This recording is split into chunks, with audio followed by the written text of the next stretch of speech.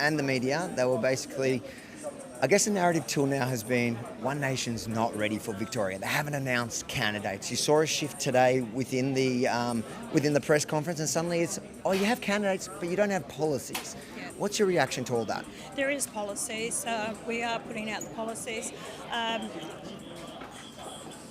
I want to bring the whole team on board. When we've got the team there, the lower house candidates, everything like that, which we're going to launch in about a week or 2 weeks' time, then putting out policies. Look, the major political parties haven't rolled out all their policies. They expect more out of One Nation than anyone else. We're under the microscope a lot more than the other political parties.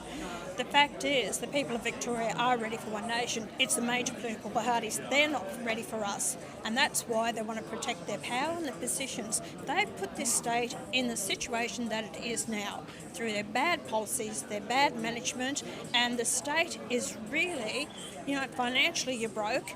You've got another voice to Parliament. And that's what it is, a treaty to Parliament for 4% of the population that's going to determine whether legislation gets through or not. It's a joke. This is part of our policies too, to get rid of that extra body in the Parliament and deal with crime. When you've got between 53 and 62% of crimes, whether it's robbery, break-ins, carjacking, is by children, right? That's what it is. That's the stats. They haven't dealt with it, RV. This is what people want. When you got, children wielding machetes in shopping centres and on the streets that have killed a child. What? Why? Why has it got that to state? What have your politicians done for the people in this state? And that's what it's got to go back to the justice system, the court system, and you deal with these people. And parents have to take responsibility for their children. You're recording, yeah? Just make sure.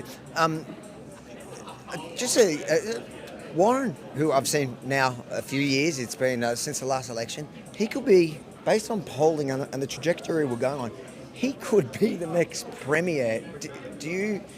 Does that compute for you now after 30 years in politics that you could end up, you could govern? Look, he's got a background in defence, as he was in the engineer in the defence. He's also been a small business person. He's a strong person, and he knows what needs to be changed and said. But it's not him by himself. You've got great candidates around. We've got a criminal lawyer, we've got a police officer, we've got a person with experience in education to drive that as well. And I think the people of this state couldn't do any worse. Have a look at what you've got now. Really? Look at Ben Carroll. Does he look like Premier to you? He doesn't enthrall me.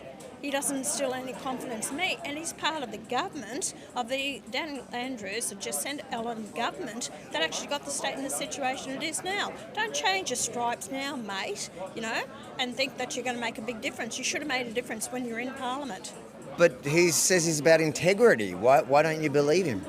He's about integrity. My big toe it is integrity. They wouldn't know what integrity is. Where was he when this corruption was going on, which put the state into an extra $15 billion debt? Why have they allowed the unions to dominate it? Why has he allowed 4% of the population to control the Parliament now? So where's your integrity? Well, to be fair, I think he was in charge of roads. I think he was in charge of the department. He's in charge of the potholes, is he? He was in charge of the department that took on the big build, and then he was number 2. He was deputy. So, but he's kind of backflipping on everything in the last few years. You just think is it desperate? What do you think it is? It always happens, right? So then they actually, my God, I'm going to lose my power, my position, the smell of leather in the Parliament seats, and therefore they're groping to save the deck chairs on the Titanic that's sinking around them. And that's why a lot more ministers will actually retire before the next election. People out there, they say, oh, well, we've never done it before. Well, look at what you've got. Tell me, can you get no worse than what's there? Gear shift, you were away and the media worked overtime while you were not in town to try demonise you. Clearly not working. Polls, you're up again today. But a couple of things that happened while you were away. You did the Sunrise, where it was a complete stitch-up, where they tried to make you look as bad as possible. Really? Did they? Did they do that to me? They tried. It's hard to make you look bad, but they tried. But there was a couple of things, like in that series when they followed you to Tommy Robinson. I noticed, because you're such a genuine person and you hate people that lie to you, and I watched this unfold, and I hear him. He had that gotcha moment on Sunrise. He goes, Tommy Robinson lied to you, and I saw your face thinking, oh no, I don't like if somebody I believe in lied to me, and I was screaming at the screen because I want to say, Pauline, he didn't lie to you. I was there in that whole thing with his visa, his immigrant, and he didn't apply for his own visa. There was somebody here that was trying to bring him down that applied for a visa. I didn't know that. So when Liam said that to me, I had to take it that was the truth, because I did investigate Tom Robinson, but you know what, Avi? I'll meet whoever I want to meet. I'm not going to get your rule book from these losers that have been our politicians or media or the rest of it. Tell me who I will meet, who I won't meet. I'll assess it myself and I'll make up my own mind. And I don't regret meeting with Tommy Robinson, having that tour of his town where he grew up and seeing the states that it's in now. I can speak from experience, the same as what I did. I went over to Afghanistan on the ground before we pulled out, so I could actually see what's happening over there, and that's a lot more than what a lot of other politicians did. You want to know the irony of that story is Liam himself has been deported for lying on a visa before. Do you know that? Yeah, I think I did hear that. Yeah, I think the States or something. It was no, it's actually around here. Where was it? It was somewhere. A Chinese associated country, whatever. They don't like it. He'll say it's communist associated. It's no different than Canada. Canada's also communist, so that excuse is not going to work. There was another one also where they had a candidate, and this one hurt me because I'm somebody who's recovered from drug addiction. I was a heroin addict as a teenager, and I overcome it. And for me, it's like that's like an accomplishment. I'm proud about it. I've written about it in my book. I'm proud that I've overcome that. And I saw the media trying to question you about one of your candidates for that exact thing, and I'm thinking, isn't that a positive? This is what happens with One Nation all the time. They're trying to get the dirt on us. They've even gone back to my ex-husband from 1970s. I thought that was quite funny, the response you had. To actually get dirt on me. It happens all the time. Even staff that worked in my office 6 years ago, they've gone to them, and for a person they've admitted that they have come clean, they're trying to advise others not to be on drugs or how to get off it. So I take my hat off to him. Good on you, mate, for saying it. Do you think the media's learning anything by the fact that all these smear campaigns, they're just not landing? In Victoria, you're polling at greater numbers than you're doubling, tripling the Greens. How's that even possible in Victoria? Yeah. Look, Avi, I appreciate the support that we're getting. The real day is going to be on election day when people can cast their vote at the ballot box. But the fact is, and that's why I banned the ABC, the Guardian and the Age Day, I'm sick and tired of the gotcha. I'm sick and tired of putting and spin everything that we say. And once it gets out, it's hard for us to turn around and put the truth. That's why you've got these idiots out there across the road who are screaming at racists because they've never really took the time to understand what my policies are, what I stand for, the difference that I want to make in this state. And that's why the media are responsible for a lot of this rubbish I've had to put up for years. So that's why I'll keep banning them. Give me a fair go. I don't ask for special treatment. Just put out the full truth of my statements in the full context. Speaking of them outside, in Victoria, we're used to that, but it does beg the question, these guys, they're part of the socialists or the Greens to the socialists, so altogether maybe they poll 10%, 12% in Victoria, but their events never get shut down. They're free to have an election, a meet and greet with candidates, and nobody will stop them. But here, the Conservative side of politics don't have that aggression about them, okay? We do it in such a way, we'll have the debate and we'll have our say, freedom of speech, and then you'll have your say at the ballot box.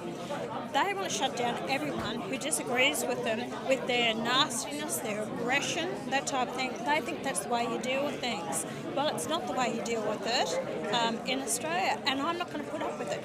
They don't frighten or scare me whatsoever. And I've stood up to these rat bags for years, for 30 years, that they're out in the streets then. And you know what, some of these protesters who protested against me years ago, I've had them come up to me on the street and say, I owe you an apology. And I said, oh, what for? I didn't understand your message. I've actually now understand what you're trying to tell us then, and I'm sorry that I was one of the protesters against you. They say you're a threat to democracy, but is it not actually the other way around? I feel like the idea that a political event is under threat, there's so much police presence needed just to keep people safe, to come to a meet and greet, to meet their candidates, where 30% of the population actually that we know of agree with them. Are they not the threat to democracy? Are they not the ones that want to kill democracy? If they really think that I am a racist and that I'm a threat to democracy, then let people come listen to me, let the people make up their own minds. But they know that's not the case. So they haven't got a leg to stand on. But it's a shame for Victorians having to put up with this. It will keep going on until we actually say enough is enough and don't put up with it. That's why I really want to thank all the people that have come here tonight to be part of this. I want to thank the venue owner here, Joe, for allowing this function to happen at his place. A lot of people won't allow it to happen. They're frightened of the repercussions, and it isn't a shame. This is happening in this state. Finally, to undecided voters of Victoria, what would you say to them? If you had to convince them now, One Nation in November, what would you say to them? What I say to people is have a real good hard look at what you've got now, the state of this Victoria, and honestly, do you think that One Nation can do any worse than what we have now? Because you haven't got much left. You're increasing crime, you don't feel safe, there's no prosperity, you're actually further into debt, you're not going to have the services, the infrastructure's going, your farming sector's being destroyed with transmission lines, increased taxes, I can go on. And even your police are leaving in droves. You will not have police in the police force to protect you, and you will not feel safe on the streets of Melbourne if you don't get a change of government. And One Nation is the only one, because we've got the backbone, and we are strong enough to make the tough decisions, and we'll make them without seeing how the polls are looking.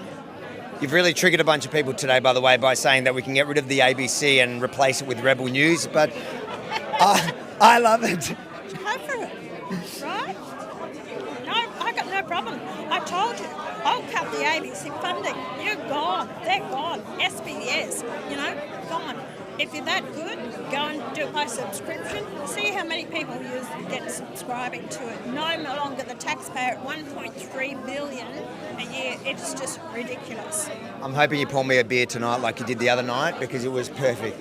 Thanks, guys. That's Pauline Hanson here today at the meet and greet, and we can't wait. I'm most excited about this election, not only because we got rid of the group voting ticket, but because One Nation, it feels like orange. I'm proud of you doing that. Thanks, Avi. Thanks, guys. How you going, guys? Here you go. There's the... That was all recording. You had it recording. I like that. I was texting. All right, guys. Rukshan here. We're coming live to you from the One Nation event that's taking place in Hawthorn. Hope you guys can hear me clearly. I will be crossing back there as Avi is doing interviews and showing you what's happening. There is a big protest, or I don't know if there's a big protest, but there's a big police presence outside as well. There's a major blockade of the area, just because the rabid lefties have been trying to get to Pauline Hanson and get to this event and obviously intimidate people and stop them from showing up, and the usual things that they do when Pauline Hanson comes to town. So we'll be bringing you live coverage from this event throughout the night. Avi will try to be interviewing candidates as he goes. He's just spoken there with Senator Pauline Hanson, the leader of One Nation, and you're seeing all the Victorian One Nation supporters coming today. We've also had the announcement of the upper house candidates, as well as Warren Pickering, a former army veteran, as the leader of the state leader of One Nation here in Victoria. So this is a event for supporters of One Nation with Senator Hanson here to coincide with the launch of the upper house candidates, which we're bringing you live. Now, if you want to support the show, support what we're doing here at Rebel News Australia, you can scan that QR code if you're watching on your television, and that will take you to a page where you can support us. You can do super chats if you're watching on our YouTube channels, whether it's my one or Avi's channel or Rebel News Australia's channel, and you can support the show that way, or your super chat will show up on the screen. If I get a chance, if it's possible, I'll put those questions to Avi and you can ask people there those questions. So join, get comfortable is what I was trying to say. get a cuppa, get some drinks. We'll be streaming this throughout the night, and we'll see where this goes. So let's go back to the actual stream and see what Benji is filming. Thanks, guys.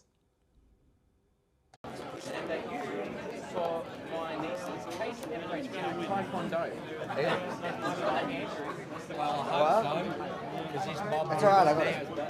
My brother Andrew was the senior pastor, and he used to have a discussion and used to teach taekwondo. Well, I didn't. I had to how funny, I think I remember.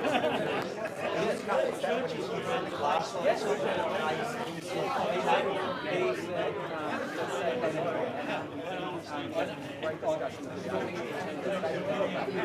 How funny. What a small world. Right. Do you want to get a bit of a good, let's get a bit of the outside. See you later. How are you, mate? How you doing? What is that? Security? No, you're right. There's a million cops out there. Is it going to be easy to get back in, or should we take with those? We know who you are. No, it's the cops that we had a problem with. Yeah, I know. Well, he's saying one. There you go. Give me one for him. Yeah. Let me put one on you, just so that I don't. So we'll just wait while Avi's doing that. They're just getting some security tags on their hands to go outside and try to get you a bit of the coverage of what's happening outside here, so you can see the police perimeter. A lot of resources being put to this again from Victoria Police, and it's hard to believe that just One Nation, the party meeting, with the supporters meeting to see their candidates, to see the leader of this party in Australia, in this nation, it needs such a security presence because of the fact that people on the left in this state, especially in Victoria, do not like democracy. They do not like parties like One Nation being able to gather, and they will try to shut it down. So that's why there's a massive police presence. Obviously, it's putting the burden on taxpayers, but I don't know what the solution is here, because otherwise these people's safety would be at risk from these individuals that turn up. Let's just go check in what's happening.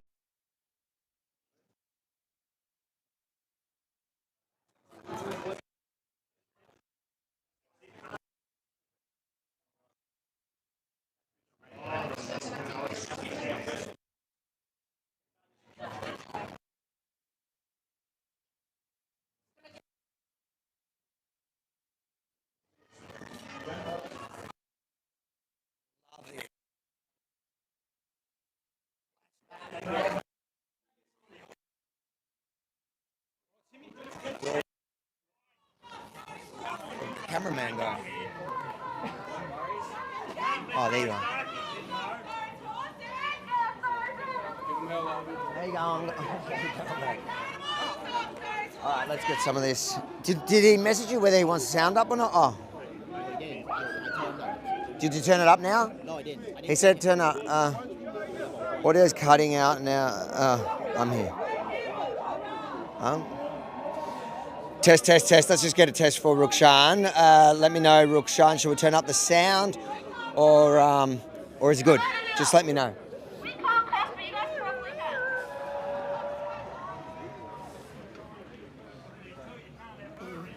I've got a Chinese friend. We can't.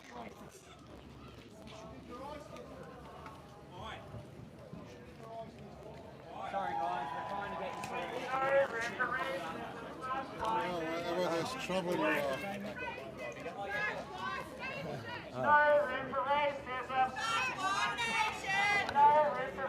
One nation. No racism. One nation. No racism. One nation.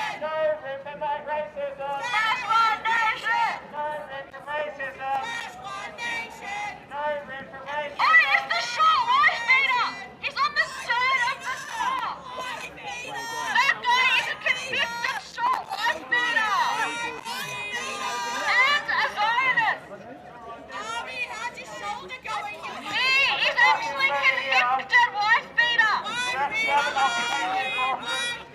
Do you have a shopping mall, or do you want to buy someone? Why are you guys laughing when you have a convicted wife beater on your side? That is truly embarrassing. And this is not before the court. This is not alleged. Convicted wife beater. Look at the masked, tolerant leftists wrapped in their kafirs. They're so concerned about women They're so concerned about women and women's rights and women's safety.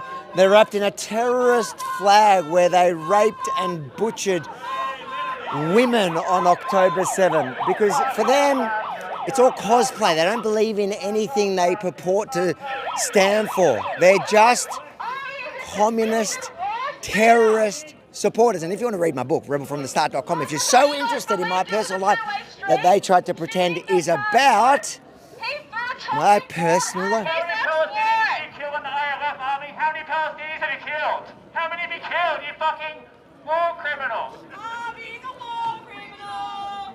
Army is so bad with little man syndrome. I'll go walk over there. This is dumb.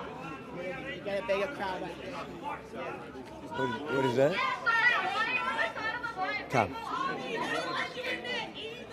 You'll actually never be one of them. You're waiting to listen to me. She's asking why I'm on the side of the white people. The funny thing is, I reckon this crowd is actually probably more diverse than the keffiyeh-wrapped terrorist sympathisers who cosplay. Mate, throw any of them in Gaza. I will pay for their tickets to go to Gaza and see what they do to the he-she's wrapped in keffiyehs. Sushi, mate. They want to talk about this lot. There's a far more diversity there than your unwashed. How you doing, guys? Hey. What's going on? We all good? Oh yeah, this is fun, isn't it? It's funny. It's more fun outside. How you doing? You good? What's happening? Just see you. Free Palestine. Free Palestine. Free Palestine. Free Palestine, yes. You're speaking to the leader of the Free Palestine Party. We should send them across there. Yes, Send them over. yes. I should ask him. Oh my god, he's so short. Truly, I'm embarrassed. Guys, did you sign up to my new party, Free Palestine? No? Sign up to your ass. That was an incredible comeback. Can we go back to your last comment? Holy shit. Thank you. Get your stuff all the time. Thank you. You so much. It's just amazing. Really. And this is Victoria. We can't just go to a simple political meeting without this bastardry. Sorry about the language, but it's very frustrating because I love this country and I hate to see it going down this road. Isn't it odd that if they wanted to run a Greens or Socialist event, nobody would rally it? No. We wouldn't be here because we would allow them their democratic right. And they represent maybe 1% of the population If that. I think this is the greatest opportunity for One Nation to see normal people lined up, hardworking people, tax-paying people. That's amazing, Harvey, isn't it? You know, and all the Pauline Hanson is saying, we want people with similar values to come to this country. It's as clear as a bell. And maybe some of these people don't have our values. I'd say the keffiyeh probably demonstrates they don't. The keffiyeh person definitely doesn't. And Sharia law for Australia? No thanks, Harvey. But thank you for your great work. Thanks, guys. What did he say? Did he say to turn it up?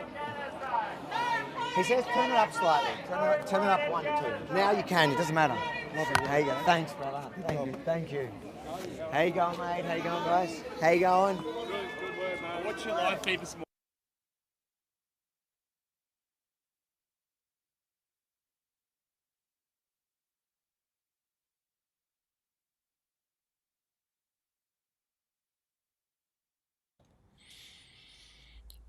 Just trying to get the audio boosted a little bit, guys. So let us work on that. And as you can see, you got the protesters outside. So that's what's happening outside the One Nation event there in Hawthorn. And I'll just let Avi know, just the audio check, and we'll come back with some sound.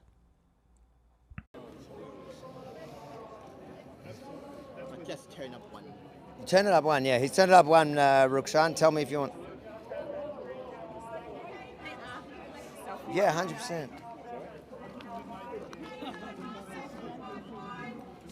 All right, let's go. Let's see what this protest looks like from here. Yeah, you know, I've got to watch these gutters where I belong, apparently. How you going, guys?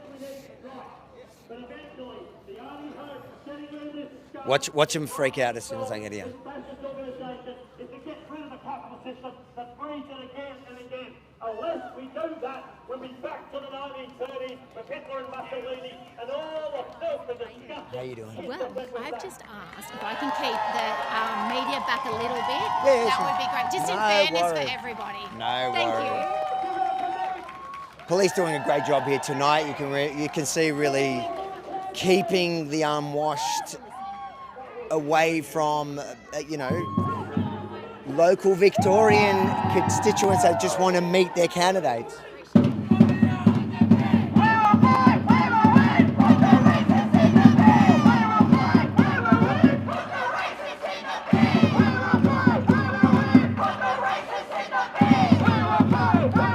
Speaking of racists, they've all got kafirs.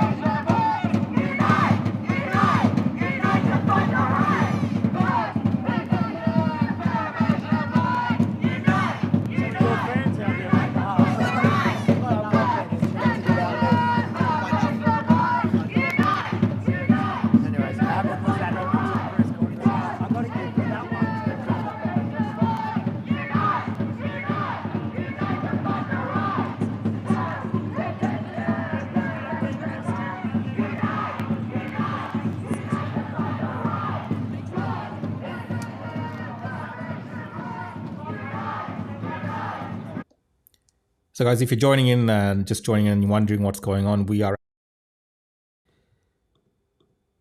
actually covering the One Nation event that's taking place in Hawthorn. It's a meet and greet with the candidates and Senator Pauline Hanson. How you going, guys? Why are we here tonight? Why are we here? To say Pauline, mate. Democracy. Democracy. Democracy. That's what it's all about. What do you think they're here for? Well, I wouldn't say democracy, but at least they're here. Look, good on them. They're entitled to their say. We obviously have a different view. Have you ever gone to protest one of the Socialist or Greens events? Nah. Why not? I've got better things to do with my life. But good on them. They're out here having a crack. That's fine. Do you think it's odd that they represent maybe 1 to 2% of the Victorian, if you look at recent polling, you guys are the largest party, and An empty vessel makes the most sound.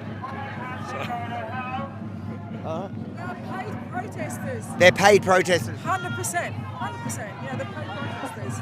They're- Yeah, don't you think? Yeah, they're paid protesters for sure. Yeah. It was the last.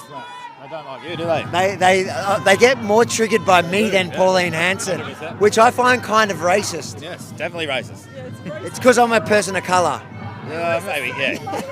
It was the same lady that she said, death to Australia, death to One Nation. It was the same lady. Why is that not a hate speech? That's disgusting. If you said the same back, you'd be arrested. Yeah, exactly. Exactly. It's crazy. Yeah, look at them. Look at them. Bunch. Go and have a shower. How about that? What's your background? I'm from Iraq. Iraqi. Yeah.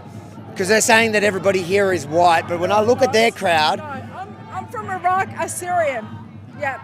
And I've been here for 25 years. do you like how they're all wrapped in that? It's actually an Iraqi keffiyeh that's taken by the I Palestinians. have no idea. No, I stand with Israel. But if they went ironically, to Gaza, Oh, they'll be all killed, all of them. they'll be I come flying from off the Iraq. tallest building. In Iraq, you can't even wear a cross without getting your head chopped off. That's why they don't understand. They have no idea. No idea. They just clueless. No idea. Are you guys local? Melbourne. Port Melbourne, no.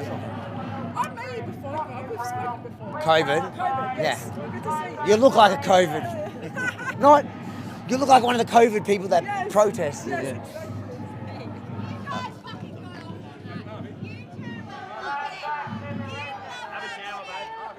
Sweetheart, go and have a shower. You need to have a shower.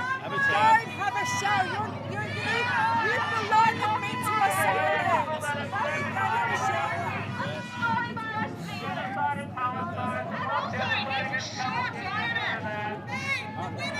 me a card. I've written a thing about monoculture. I can talk about what's The irony that they're all wrapped in keffiyehs, which is actually an Iraqi scarf, not Palestinian. They wouldn't know the difference.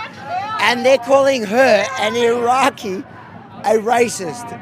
They're the ones condemning her.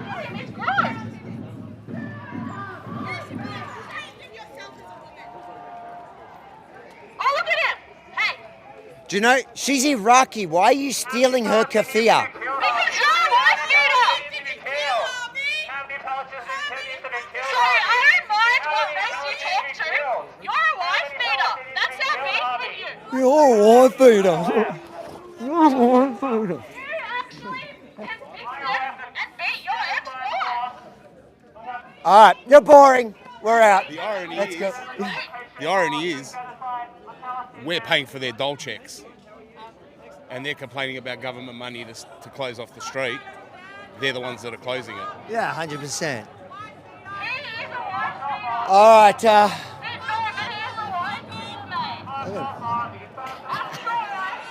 What is it? I'm not helping. My existence isn't helping. I know. They're throwing libel accusations at you. Yeah. All right, come.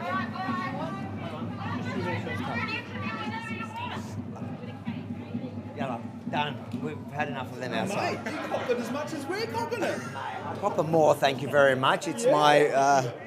they don't like brown people. It's, you know what's funny is that they're all like screaming at everyone being racist and whatever. They're all wrapped in keffiyehs, which is actually an Iraqi scarf. And there's an Iraqi girl screaming back at them, and they're condemning her, but they've appropriated her scarf and calling her a racist. Can you make that shit up? No, I could not make that one up, Harvey. No. Sorry, mate. No. All right, let's go talk to the people inside here. I'd just like to thank you for your interviews and everything. It's Thank you. Great. I've Thank been you. following you for ages and I love what you do. Thank you. Harvey, this guy. Yeah.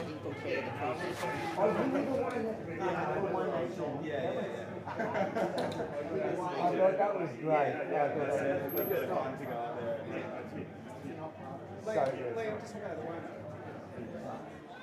All right.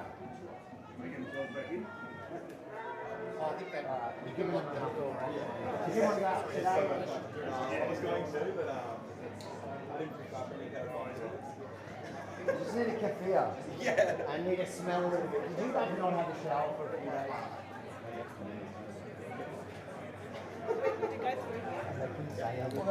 So guys, if you joined in, I got cut off before, but we're just live streaming from the One Nation event in Hawthorn, where Pauline Hanson, the leader of One Nation, has arrived, as well as the candidates for the upper house here in Victoria. So that's been announced today. And they're just doing a meet and greet with supporters. And you saw, if you've been watching for the last 10 minutes or so outside, there is a contingent of the far left, leftist radicals outside, the great unwashed, yelling at everyone from across the street. There's a massive police presence keeping the attendees, the One Nation supporters, safe, because that's what has come to in Victoria. But yeah, this is our live stream. We'll be doing this throughout the night. Avi will be doing plenty of interviews, I'm sure, with people that are there, and hopefully the candidates as well, so you can hear from firsthand the candidates who have been picked to represent Victoria in the upper house. We had that announcement earlier today where Warren Pickering, a former veteran, was put as the leader of One Nation here in Victoria, and he'll be running for the seat of Pakenham. So One Nation are definitely making moves here in Victoria as the election is getting closer. We have Ben Carroll now, the leader of Labor, as well as the Liberals, Jess Wilson, who seems to be doing well against Ben Carroll, but One Nation continues their momentum. And this is really what people have been asking for. Let's find out who the One Nation candidates are, obviously, because that's really important. And I think the next step is that people are talking about is now what's the One Nation policy. So let's see if Wavi can get some answers around that as well from people that are there. And we'll be bringing you all this live. So if you're supporting what we're doing, if you're supporting the show, you can do super chats. If I get a chance, I'll put some of these super chats to Avi via text so he can answer them, as well as I'll bring them up on the screen so you can take part in this conversation. But thank you so much, guys, for joining this live stream with Rebel News Australia. If you're watching on television, scan that QR code. There's ways to support what we're doing, or the super chats, guys. So appreciate you all. Let's go back to the full stream and let's see what Benji is filming right now. Yes. Thanks, guys. Good to see you, buddy. I like your clips. Thank you. 100%, let's go. This is your boy. I'm almost as tall. How old are you? 16. You're not even that tall. How did you do it?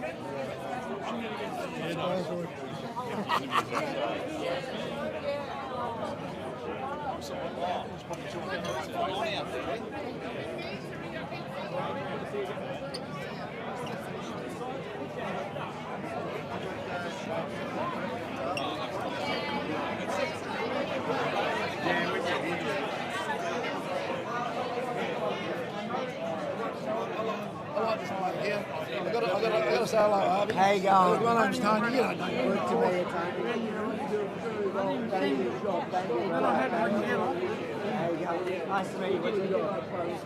I do, yeah. Of course. Yeah. Everything's right. I'm always right. That's what I keep telling my wife.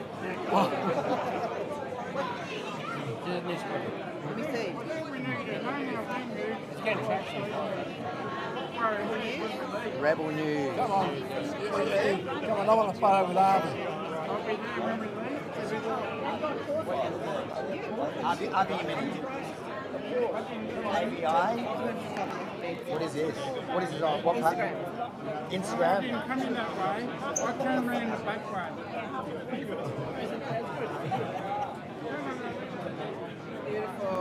Photo with Harvey. Come on. You want to take a photo? Come on. Here, take it.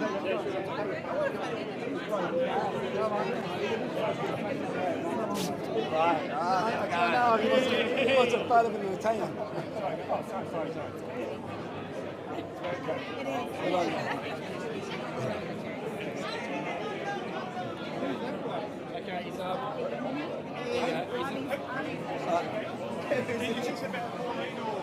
It's always about Avi. Ask my wife. So yeah, Avi is doing the rounds there, talking to people. Let's see if we can watch something from earlier today of the announcement. So I'll bring that up. Just give me a few minutes. I'll sort that out as well, so we can watch something different. Oh, there might be speeches happening. Let's just. How you going, mate?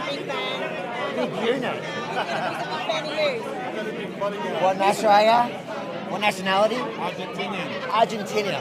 Malay. Yeah, he was live streaming and sending me from your live stream. Where? Oh, here. Yeah, no, this morning he was live streaming us this morning. This morning was fun. I'm in here. That's it.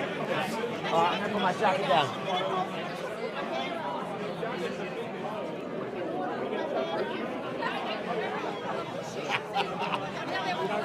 She deserves it. She deserves it. Tell her she deserves it. She's under the thumb. Yeah, anyway. I'll see you. Just gonna put my jacket down. Sorry, boys.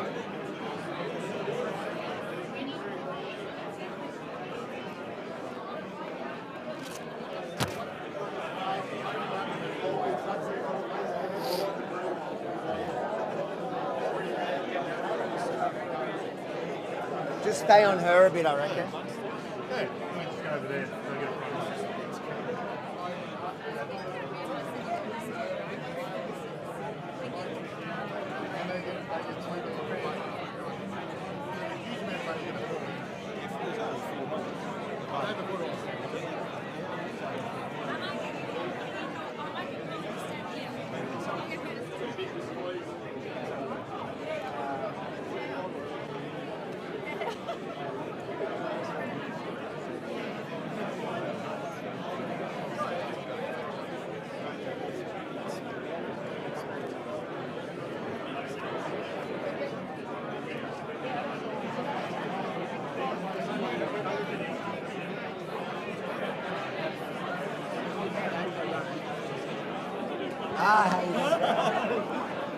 You good? Yeah, I'm all good. I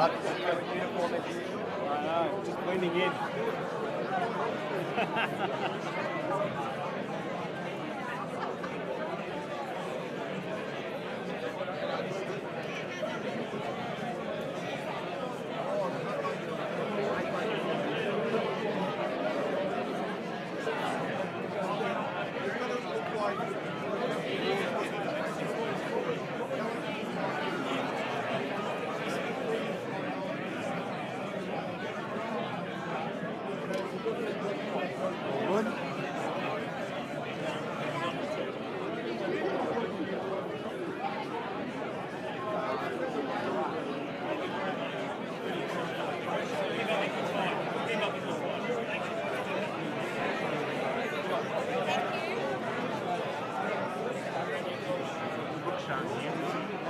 video.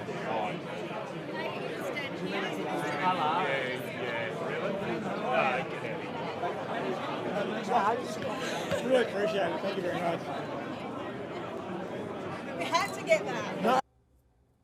So guys, we'll just let that play in the background. I'll bring it up so you can see that we're still there live. If anything's happening, if Ivy's talking to anyone, we'll cross over. I just wanted to play this video from earlier today so you have some context around the announcement earlier today. And also one of the comments that's really driven the media insane. I've seen coverage across this on the ABC today with Patricia Cavalas. She lost her mind around this as well. And everyone's losing their mind because of this comment around Senator Pauline Hanson and One Nation banning certain members of the media from attending these events. So let's have a listen into this and we can keep an eye on what's happening on the ground there as well. And if anything important happens, I'll switch over.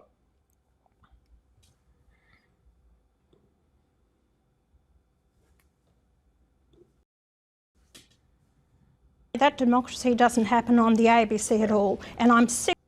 Democracy. Shouldn't all media have access to a press conference, particularly if you're, as you say, running to form government at the November state election? I'm sorry, that democracy doesn't happen on the ABC at all, and I'm sick of it's not fair and just in their reporting. But aren't you cutting off your nose to spite your face here? Don't you need your message to get out to regional Victoria in particular, and you need the ABC, the national broadcast, to be able to We've carry got that? Rebel News here, I'm happy with them.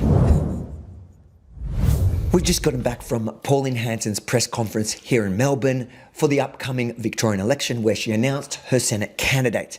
There is so much to unpack in the press conference. We'll do it over the coming days at rebelnews.com.au, or you can scan the QR code on your screen. And if you support our work, which I guarantee you will after seeing this, please consider chipping in to help us cover the cost for independent journalism, which after this you'll see why it's so important in our state. But before we get to the full press conference, there's one part that's going viral at the moment online, but is missing the background to it. And now I want to show you that background. So have a look. The Labor Party mainly have put this state in is disgusting, and they're screaming out more so for change. So I congratulate our candidates for wanting to stand under the banner of One Nation. Can you talk about the candidates a bit more and how they were chosen? So I don't know if you caught that. There was a journalist standing to my left who was trying to question Pauline Hanson about whether it's a true democracy in the fact that she was banning the ABC, The Guardian and The Age from attending the press conference. Now, when she couldn't get her question in, I turned around and checked if she wanted to have another crack at asking it. Parties, the Labor and the Liberal Party are very concerned. She declined, so I decided to ask on her behalf. Can you just explain why ABC is not here, just so we know? ABC were denied entry into here and The Guardian. I'm not putting up with their rubbish. I'm not putting up with their spin, their lies whatsoever. I want truth and honesty. You get it from me, I expect it back from the media. I heard a complaint that that's anti-democratic. And to elaborate on that just a little bit, we expect and invite a healthy amount of scrutiny of our candidates and our policy positions. However, any blatant character assassination attempts based on fabrications of our candidates will be met with swift legal action. Do you think that the media that's upset about the fact that the ABC and The Guardian and The Age are not invited to this, that weren't upset when Daniel Andrews revoked, let's say, Rebel News, dragged him out of Parliament, they weren't upset then about freedom of the press and are suddenly upset? Do you think that they should take a look in the mirror? Excuse me, there's a lot of media here. Are you really concerned the ABC aren't here? Oh, this lady was. Well, In a democracy, shouldn't all media have access to a press conference, particularly if you're, as you say, running to form government at the November state election? Did you say that to Daniel Andrews? I'm sorry, that democracy doesn't happen on the ABC at all. And I'm sick of it's not fair and just in their reporting. So if you want to criticise and have a go at me not putting the truth across, you're not giving me the truth of democracy either. I'm simply asking a question. No, I'm not going to have them. This isn't the first time. I denied them entry into my meeting halls and everything in 1996 for 8 months. And the same will go with The Guardian. I'm not putting up with the spin, gotcha moments, wanting to have a go at me or treat us totally different to what you do the other major political parties. Enough is enough. You give me a fair go, I'll give you a fair go back. The ABC never does. Would you do the same thing Daniel Andrews did to Rebel News and ban him from Parliament just the same way? And the media had no problem. She didn't ask Daniel Andrews if he was against democracy at the time. They celebrated it. That will be up to the members of Parliament at that time, right? I'm not going to have a say. I'm not going to be in the Victorian Parliament. That would be up to the people here. I have control over this today. My being here, and I've made the decision. Pauline, you're not far be welcome. it from me to defend the ABC, but aren't you cutting off your nose to spite your face here? Don't you need your message to get out to regional Victoria in particular, and you need the ABC, the national broadcast, to be able to We've carry got it out? Rebel News here. I'm happy with them. Thank you. Let's go. Thank you. Bye. Thanks, guys. You're the leader. You're running in the lower house, which means if you guys win government, you're the next premier. Is that right? Yeah, absolutely, mate. We're ready. And we do have a lot of work to prove, to develop the trust of Victorians to prove that we can actually do that. But we know we can, and we know it's time. As premier, can I get one commitment? First order of business, have your mini reinstated press credentials in Parliament. Yeah, we'll discuss that going forward, mate, but I like it. Discuss! Bloody politicians. Finally, most important question, are you as excited about my press credentials as I am? Your press credentials? Amazing. You've earned them, definitely. Thanks for that. If you enjoyed this snippet of the press conference from here in Melbourne with Pauline Hanson today, make sure to like, comment, but most importantly, share it far and wide because we have to get it to the regions. So it's up to you guys at home. Then head to rebelnews.com.au or scan the QR code on your screen. Make sure to bookmark the page. And if you support independent journalism, please consider chipping in on that page to help us cover the cost because unlike the ABC, we do not have a budget based on the public purse, on the taxpayers at home. We rely solely on you, the generous viewers. rebelnews.com.au or scan now. Before I get into the head, let's stop that one. But yeah, look, that was a sneak peek of what happened earlier today. And I'll play a little bit more of those videos if we get a chance. Let's cross back now to the actual video from the event. Let's just have a look at that if we can get that going again. The live stream, let's have a look. We're back in here. Why you're here? Big fan of us, yeah. What about Pauline or One Nation that you like? Well, look, radical, but then a lot of things that she said, it makes sense, yeah. So. The people outside were screaming at everyone walking in here that they're racist. They don't understand it's freedom of speech. You know, I mean. Are you sure you're not a white supremacist? Well, definitely I'm not. You know, I mean, I'm brown or yellow. I'm like banana. Where are you from? Where are you from in Melbourne? Huh? I'm from the eastern suburb. Eastern suburb. Did you vote for One Nation previously, or is this you're just excited about it now? Getting to. Yeah. Starting to feel more of what she says is starting to make sense. So, you know, that's a good thing about it. Yeah. Has anyone in the crowd here been racist towards you? That's what we're really here to find out. Not yet. Yeah, only the barman. Yeah, charged me for the beer. The barman, that's racist. He charged me for the beer. I thought I'm coming in for free beer. So. No, just kidding. But look, I think everyone here is here for a motive. You know, I mean, they are here for a good reason, and I think that in the political arena at the moment it's just hopeless. You know, I mean, whether you're with the Liberal or Labour, you know. So we're looking for something to give it a reboot and give it a good start. You know. Thank you, brother. Here's what you and me are looking forward to. Hey, young guys, we're good. Hey, I'm your hero. You need better heroes. Oh, yes. All through where you COVID. Oh, no, you were one of those. What brings you here tonight? Oh, look, need a shake up in Victoria, you know, need a shake up in Australia. So this is, you know, might be a chance. Yeah, that's it. So you've obviously been a Pauline supporter for a while? Yeah, quite a while, yeah. How does it feel to know now you're actually not the fringe loony party? That's right, yeah. You're actually the most popular political party. Yeah, it's good to hear. Yeah, it's great. Yeah. Are you thinking of jumping ship now that they're popular? No. Look, I was a Liberal supporter for years and years, but, you know, like... Where did they lose you? They went too woke. Yeah, that's it. They didn't stick up for mainstream Australia, you know?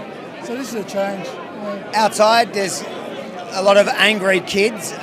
Did they deter you? Did they worry you? What's your reaction? Look, it's a little bit nerve-wracking when you come in, but, you know, like, no. But look, it's good to see there's a lot of young people here too. It's not just old farts like me and my wife. So look, I think it's a bit of a movement. Might be a change. So we'll see how it goes. Yeah. Love it. All right. God bless, and hopefully November. What are you expecting from this election? What's your prediction? Look, I think the Liberals are doing a lot better now in Victoria, and I think there'll be quite a few representatives from One Nation, and so they might have to work together a bit closer, and we might have a different Victoria. What do you think if you had to guess now, what do you think the government's going to look like come November? I reckon the Liberals will get over the line, but there'll be quite a few members in the lower house of One Nation, and so they'll have to do deals with them, and they'll have to get things done. So the Liberal Party will have to change, and they'll have to do some action. Love it. Thanks, guys. Have a good night, eh? Good to see you. Good to see you.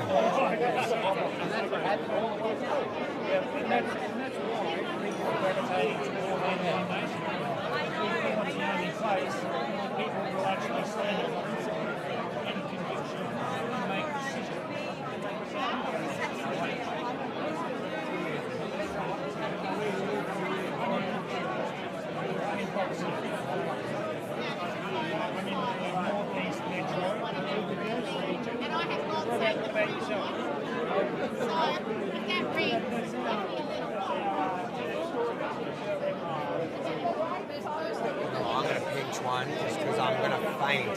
Thanks, bro. Right, there you go. Have one. We're going to stop off for a... Now I need that.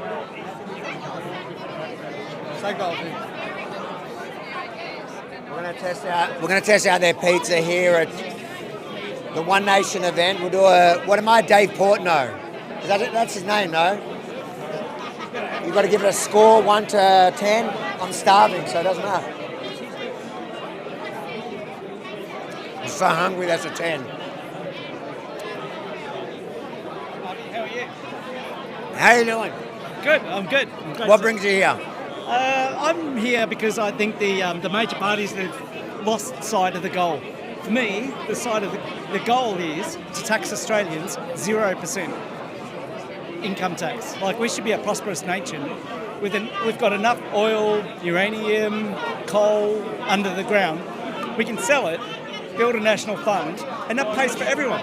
The hospitals, the police, all that infrastructure can get paid for out of national infrastructure. Somehow the two major parties seem focused on being more and more creative on how they tax Australians. So they go in the opposite direction instead of down to zero. Have you been a One Nation supporter for a long time, or? I've been a lifelong Liberal voter. This will be the first time that I've voted for One Nation.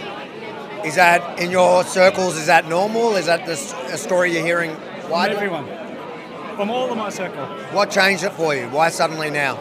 For some reason, the current Liberal Party seems to have gone away from its conservative background, and it's been a shift that's been happening over 10 years. I don't know why it's happening, but it sounds like she's on. Well, today is a truly historic day. What we had this morning was a turning point for Victoria. Today is the beginning of the end of the socialist left stranglehold over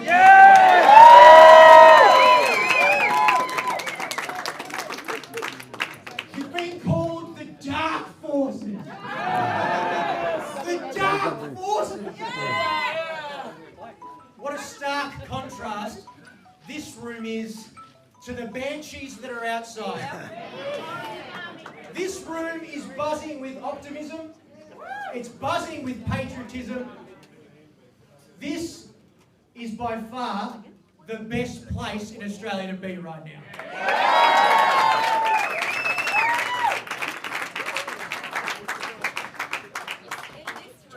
In this room is the beginning of something truly special. We are going to take Victoria back. Ladies and gentlemen, my name is Mark Nicholson. You may know me as the guy that makes the Please Explain cartoons. Are you doing that? And it is my absolute honour to be here tonight. I'm also standing here tonight as your lead candidate for the Northern Metro region for the upper house.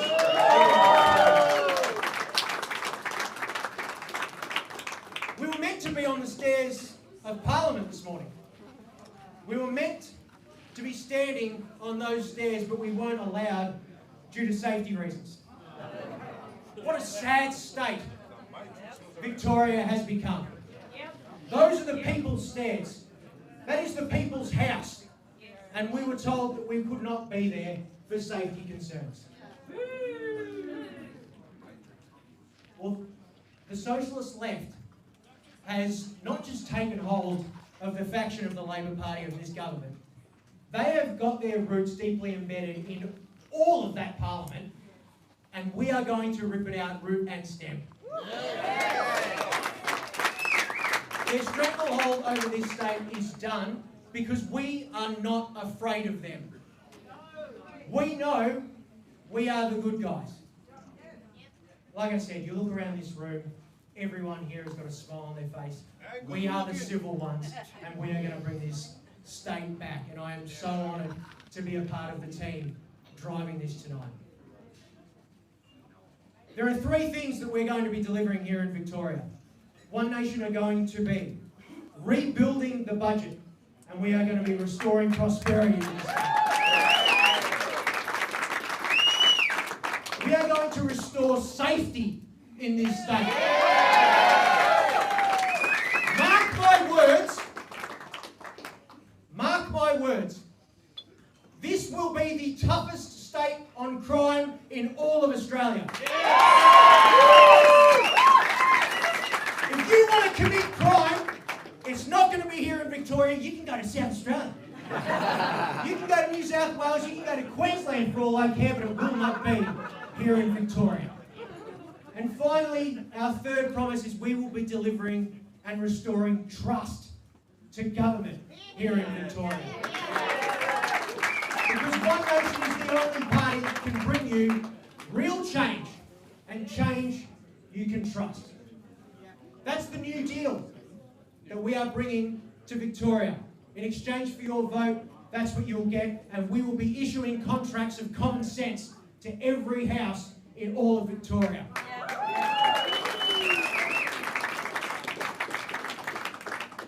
Today is the beginning of real change for us to bring back this great state of Victoria. And I'm so proud to introduce our fearless leader, ladies and gentlemen, Mr. Warren Pickering.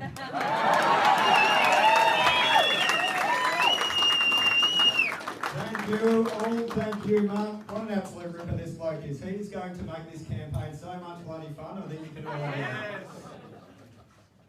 Now firstly I'd like to thank all of you for attending tonight. It's great to see this kind of support rally behind the party. I'd like to thank the National Party lead, the party's national leader, Senator Hanson herself. I'm trying to correct the way I turn these things. And I'd like to thank our incredible candidates who are just genuine soul-to-the-earth members of the Victorian community who have put their hands up to represent this community. So thank you guys, put your hands up.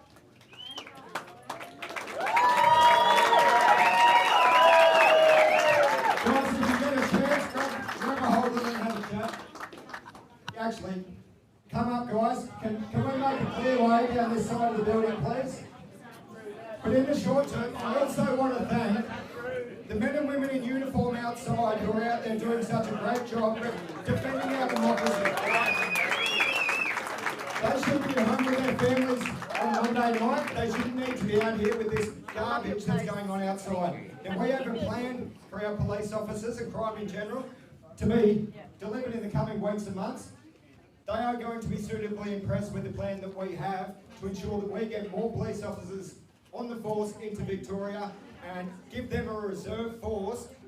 So during these times of peak activity, they can call on those people to come forward and engage with the police force and put an end to this rubbish, let's be honest. All right. Do we want to introduce the one by one? Yes. Do you want to introduce yourself briefly, Mr. Aaron Sanford? Sure, happy to do so. Woo! My name is Aaron. I'm the candidate for the South Metro region. You have to forgive me, I'm operating on a little bit less sleep than I would like. I've had a child born to me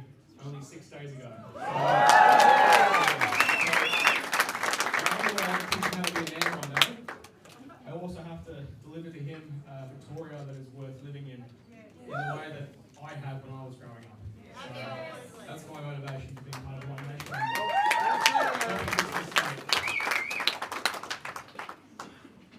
Oh, and I'm a criminal lawyer by profession. I've seen a lot of terrible things, and they say that it's a bit of a cliche expression, but justice delayed is justice denied, and there is a lot of denied justice here in Victoria, and I like to think that when One Nation's in power, we will correct that. Thank you.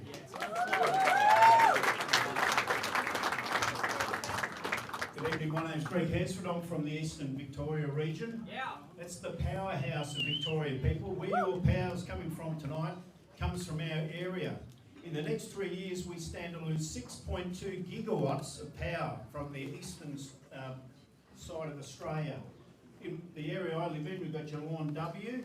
We're going to be losing that, and with that we'll lose 400 jobs. So my job is to make sure we get back on top of the power again, and we get employment happening and drop the cost of electricity. Thank you. My name's Pauline Hanson. I'll be standing in Southern East Metro. That's sort of Frankston around to Scoresby, down to Clayton and back up to Mordialloc. I need everybody's help. I need you all on board.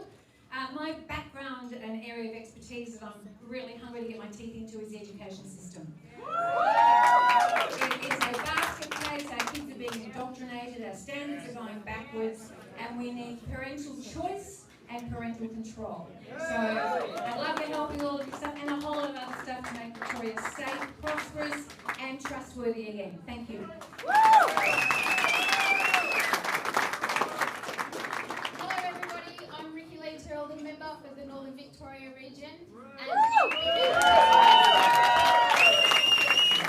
of you who don't know me, I'm the one that has been fighting to preserve our prime agricultural land. Labor has an insane obsession with pushing renewables, and it's decimating our agricultural communities, and I am here to protect them along with the rest of my colleagues.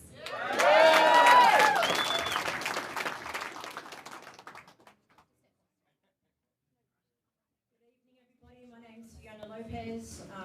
I am running for the Western region, Melbourne, and so I hopefully get a few of your votes going through.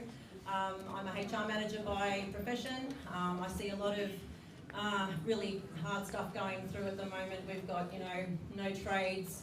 I run an apprenticeship program. We can't get anybody to work. It's really, really difficult. So I really want to put some effort and time into those apprenticeships and getting some trades through to build our houses that we desperately need.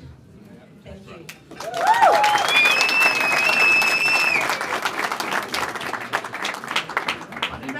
Good evening, everyone. My name is Natalie Adams. I am the member for the Northeastern candidate.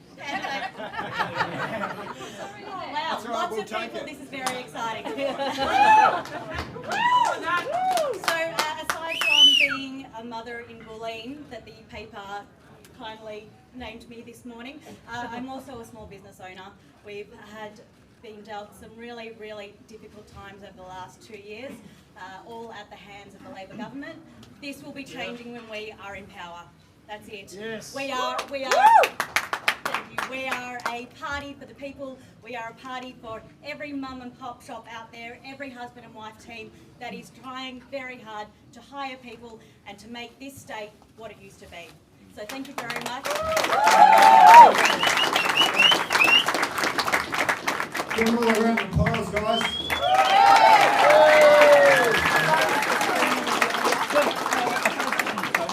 Now, this is what we mean when we say we've engaged in a concerted effort to cultivate talent from the real world. We want real people from within our communities to represent our communities. That's what politics was always supposed to be, and that's what's been missing in Victoria. This is why we're not going to depend on the same politicians that put us into this mess to get us out of the bloody mess.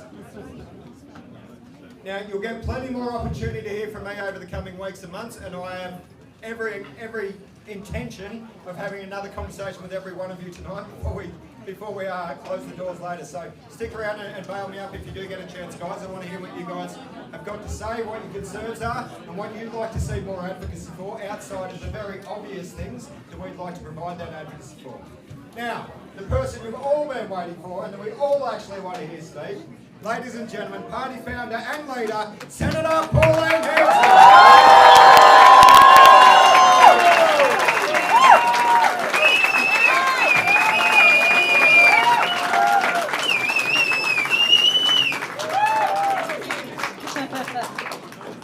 Well, the most important people here tonight are you. The people of Victoria that have come out here because you want change. You want change for your state. And I intend to give you that change. And it's just not talk. I just don't do the talk, I do the walk as well. I'm listening to you, and I'll be doing a tour through the state. And I want to hear from you, what is holding you back? Everything. The matrix, Labor. Everything above the line. You know, the responsibility that we have on our shoulders now, and people keep saying, oh, well, how can you possibly do it? You've never been government before. You've never been opposition. But the fact is, you've just met some of your candidates here.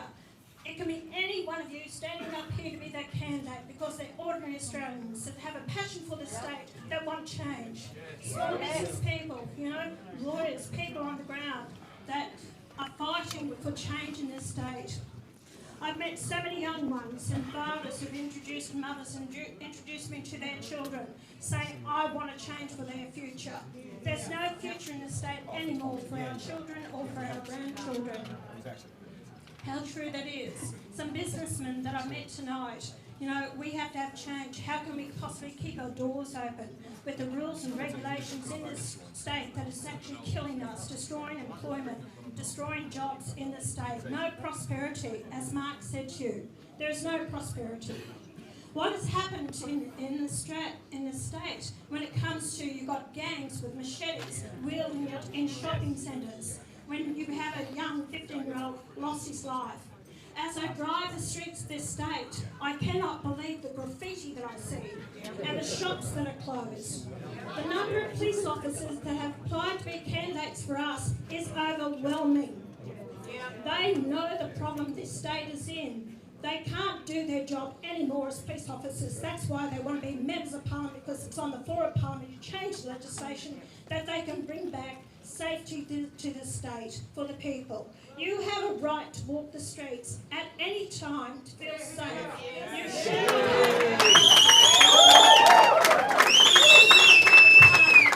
You should not be having the robberies. And it comes down to the people who are in that Parliament House making the legislation. And it comes down to the legislation of how the judges see it. And it is our judicial system as well that is failing you, the people, in this state. And then you have the farming sector. The property rights being stripped from them. The transmission lines, growing the food, the resources in the state is being shut down. It's constantly going on and on and on. You might have Ben Carroll as the head of the Labor Party in the state, but I tell you what, he doesn't instill confidence in me when I hear him speak. And he's part of the problem. He was part of the Daniel Andrews, the Jacinta Allen Nuts. He's the one that's caused these problems. Don't tell me you've got to change a heart. You know, it doesn't happen overnight because now you're leader. They were the ministers. They were the ones driving the agenda to put the state in the situation it is now. Victoria used to be one of the most prosperous states of this nation. I believe we can get back. If you say that we can't do the job, well, I say rubbish. I believe that we can, because just have a look at what you've got now. Has it worked for you? No, it hasn't. So you do need change. Put confidence and in your own could be your neighbours, your friends, whoever. These are the people that are feeling hurt and pain. They are the people that put up their hand to be candidates to run to represent you on the floor of Parliament.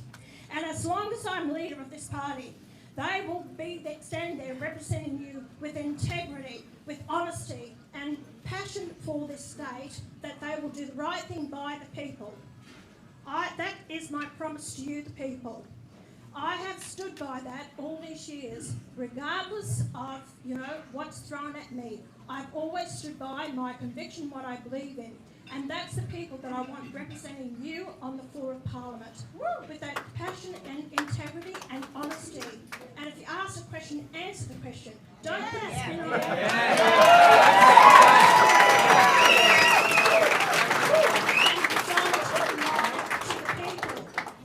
You know, our job as a member of Parliament is an honour and a privilege. It is not just smelling the leather, it's not collecting the paycheck. There's a lot of responsibility to that, and I've always felt that deep within myself. And that's why I've never given up fighting for this country and for my fellow Australians. And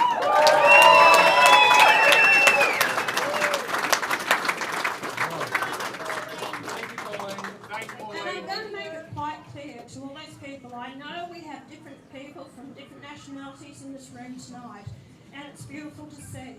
That's who we are, a country of all different racial, cultural backgrounds, but we are Australians. The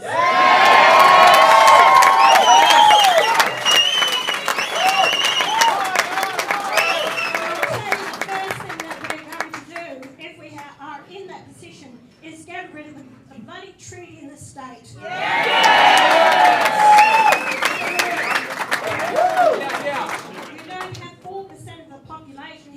Vote for a legislative council that overlooks policies that the rest of the state didn't vote for, and that is not right. So that's what I believe. I've got to tell you honestly, I could not believe when I watched it the other day on TV when I saw them on the floor of Parliament with gum trees all around them. I couldn't believe it. They're allowing this to happen. So, you know, let's get back to this. Well, we're all Australians, and we should all have that. We vote at the ballot box for who we want to represent us. We don't need another arm of Parliament, a division in the state, in this country.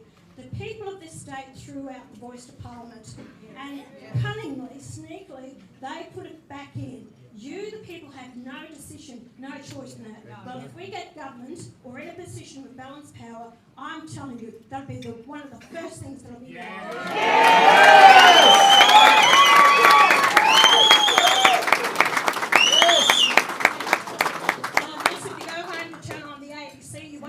On the ABC.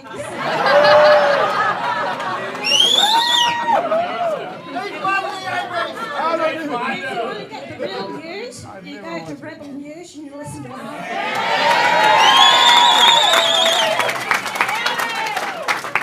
But it's been an absolute honour and a pleasure to be here today. The warm welcome that I have received tonight from you, the people.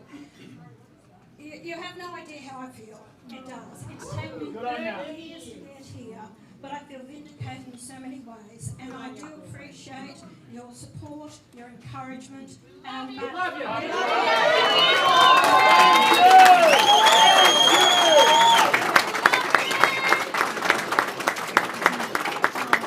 Over these years, I've had to make a decision. You better believe it. If I've got to make a decision, I'll bloody make the decision. But I'll also say to you, no longer is me, Pauline Hanson, standing there solely by myself anymore. I have my fellow Australians, I have my candidates, I have people there beside me every step of the way to get our state and our country back. Thank you. Pauline Hanson,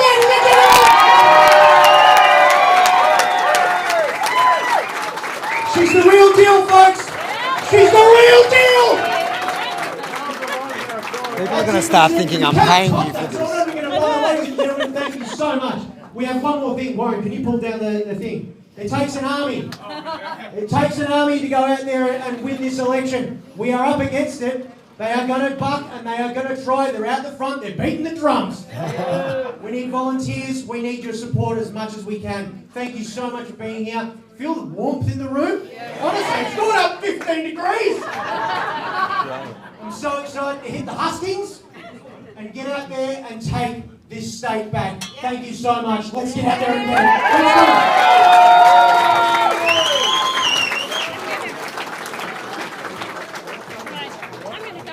Let's go. Yeah, I'm going to do bolt. Alright. What's going on the QR? screen? I don't know, there's some sort of QR code. A QR code. It's coming up. You left us all hanging, mate. We're standing here waiting for our QR code.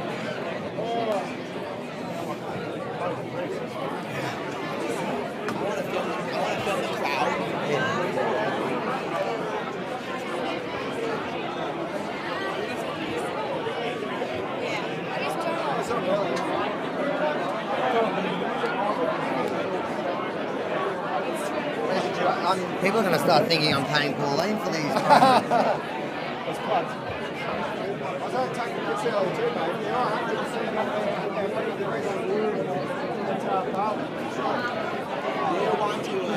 Let's get her getting a drink. She's going to get a drink. Let's go down and I'll talk to her. Hey, Warren. We'll give her that another time. I don't think it's relevant. Well, guys, if you're still watching, we're live streaming from the Pauline Hanson and One Nation Victoria candidate meet and greet event in Hawthorn that's taking place. And I did see all your comments about the audio during the speeches, but one of the things that I found out by doing a lot of events over a long time, that not everyone speaks into the camera or into the microphone, more so, in a loud and clear manner. And just depending on the sound system, sometimes there's not much control that we have over external sound system. So we got to go with what's possible and move close to the speakers. But we have very highly tuned microphones that do a lot of noise cancelling to work during protests and things. And sometimes when people speak softly, it doesn't always work out great. But I managed to hear, I think it just differs from device to device, but that's there. I can see all your technical complaints and people talking about Dick Smith and all these things. Usual live crew. I see all of it, guys, but let's listen to this interview.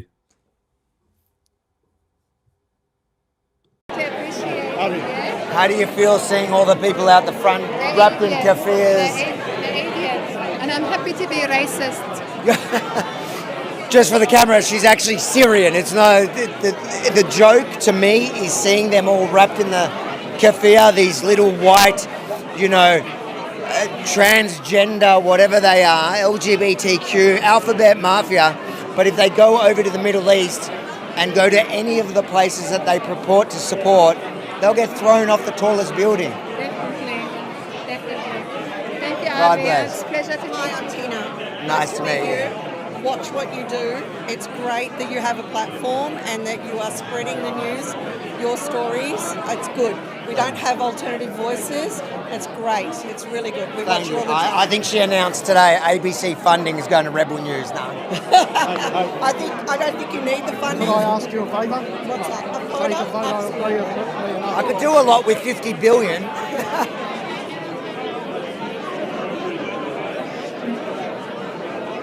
Thanks, guys. Come capture her. Just follow her.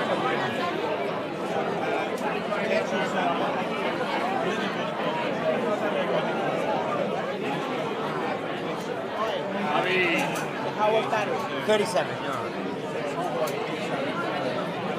How you going, guys? You behaving? Yeah, always. We're business owners and we're there all the way. 35 years ago, John Pasquarelli came into our pizza restaurant in Carlton.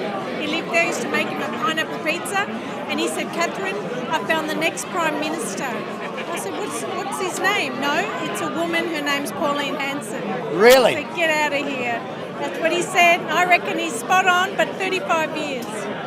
He was ahead. Doing a good job. Thank you, guys. Thank you so much. Man. We always look. Behave yourselves, though, yeah? Behave yourselves. Always. We're called losers. We're okay.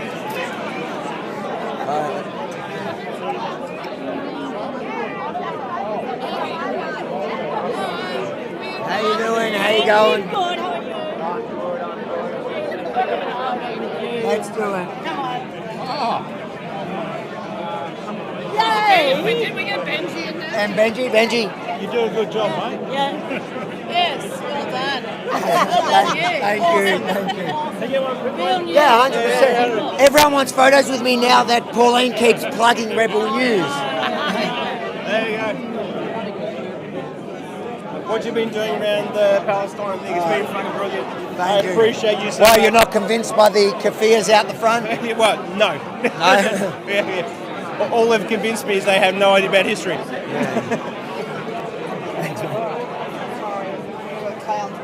Yeah, how you going, buddy? Sorry, I'm just gonna. Yeah, do what you How you going, guys? How you doing? You alright?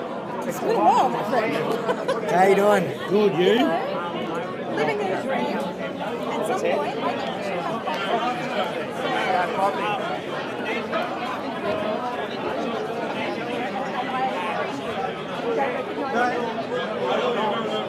Think back, mastermind.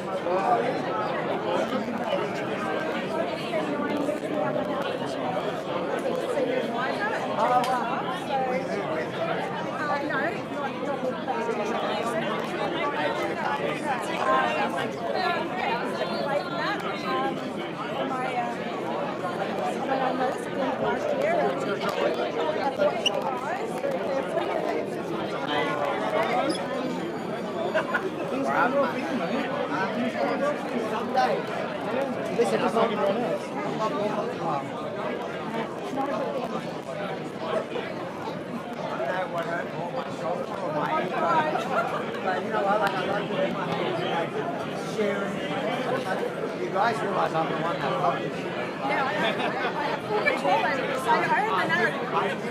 I don't care. When you do a party, mate, it's a cracking idea. And they cancelled it. We won. Sorry, I think we want to get a photo with you. Oh, that's great. Thank you.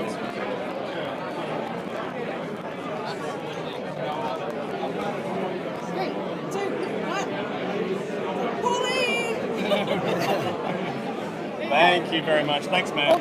Thanks, guys. We'll see you around. You getting up to Canberra next week? No, not on my plan. What's it?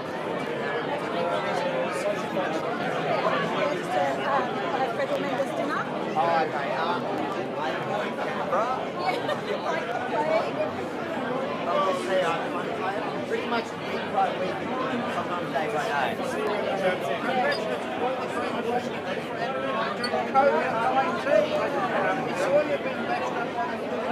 You're a hero a lifetime ago. I'm never gonna forget.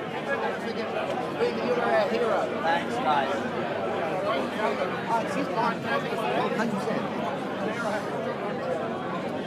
Thank you very much. I've got to ask, do you see Warren? How much footage did you get? You got it all? I got it all.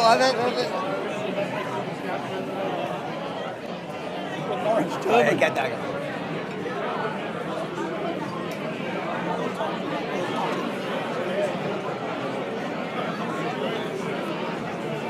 On a time, Keep it up. And I never would have thought in my life, do I belong here anymore? Thank you. You're giving a lot of people hope here. Especially a small business owners. Thank you for providing my hope. So appreciate it. How you doing, mate? You coming to meet Pauline? Yeah, I know. Thank you. Be much better.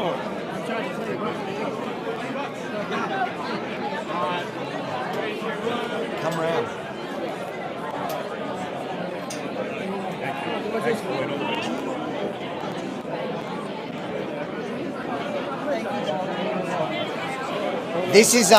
This here is one of the white supremacists that they've been shouting about at the front. You two can both you go out the front. You white supremacists as well. So I think you both should go out there. Would you kindly speak up for me? Do you know what's funny? At the front, they were shouting at everyone that they're racist, and they're wearing the. They were yelling a lot of things, but I didn't bother. I just came in. That's it. I don't want to bother. Goes over the top of your head. Don't Yeah, worry about that it. doesn't matter. Don't worry about it. No. Oh, just quickly, 1 second. So you go in. Very good. Yes. How's the tucker? It's very good. What is it? Spring roll. You got to give it a review. 1 to 10. This comes up at an 8. But you haven't bit it yet. No, I finished mine. You ate the other 3. For the white. That's for the wife, Harvey. Oh. Yours wouldn't last that long in your hand, I got it. Mine's gone already.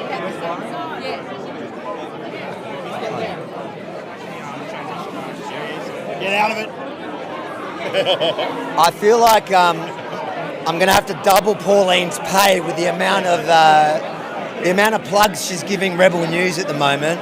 Well, you know what is interesting? Like when you set up before and you started recording at the start, because you started it and then finished it, I was like, it's actually a really good insurance plan, because then if they're like, oh, they took a 12-second soundbite, it's like, well, I mean, it works for you because you get to go. Well, actually, the whole thing was this. So you're almost hoping they try and just grab us with sound grabs. But yeah, it's interesting to see you again.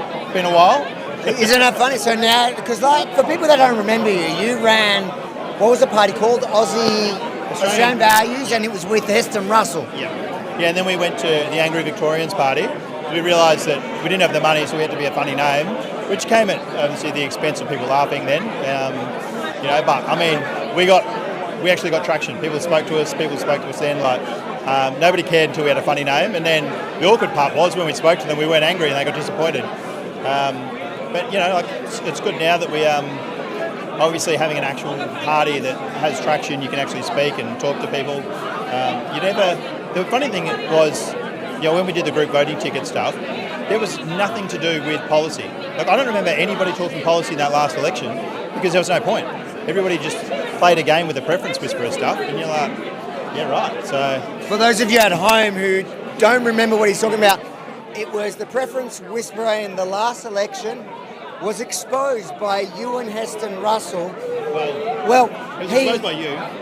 We did it, and then but you got to get airtime somewhere, and nobody else filmed. cared. Yeah. And you guys filmed him basically saying the dirty tricks he was playing, and it woke people up. And this election, thanks to you and Heston, I think the group voting ticket was a central part of the conversation. Well, the interesting was, like, obviously we brought it up, but it went to IBAC and everyone else, and no one cared. And then it's not until now, when you went to go and do something, that they went, hang on a minute, they're going to actually play the same game. Now we don't want to do it anymore. And you're like, very convenient, but it was only in the paper for like 3 days. But to be fair, when we first came up with doing it, our objective was to have it repealed, to lose a group voting ticket. But I never in a million years thought they would actually do it, and they're doing it. Well, I think it was because it actually was getting traction. I think that was the problem. They were worried. Yeah. Well, when you've already got marginal seats, every little thing matters. You know, like they were asking us to run people in marginal seats, and then they'd give us votes in the upper house. There was no discussions about policies. There was no discussion about anything. So the group voting ticket basically makes all your policy void because no one cares. That's not what they're voting on. So it'll be interesting to see if they do actually change it this time around, how everything goes. Because the Greens will probably get more votes as well. Because the Greens were against the group voting ticket because it also went against them as well. But I think based on current polling, One Nation's going to dominate. If things head in this direction, how things have changed. Yeah. Well, aren't you getting a press pass back now? Yeah, I can't wait. Come on. He's one of the Senate candidates. He was an ex-cop, ex-special operations unit. That was looking after Dan Andrews. Well, he wasn't, but he in COVID. He came out and he ran for this other party. He's a good guy. Yeah. I saw you in the women's trial. I was there with Renita.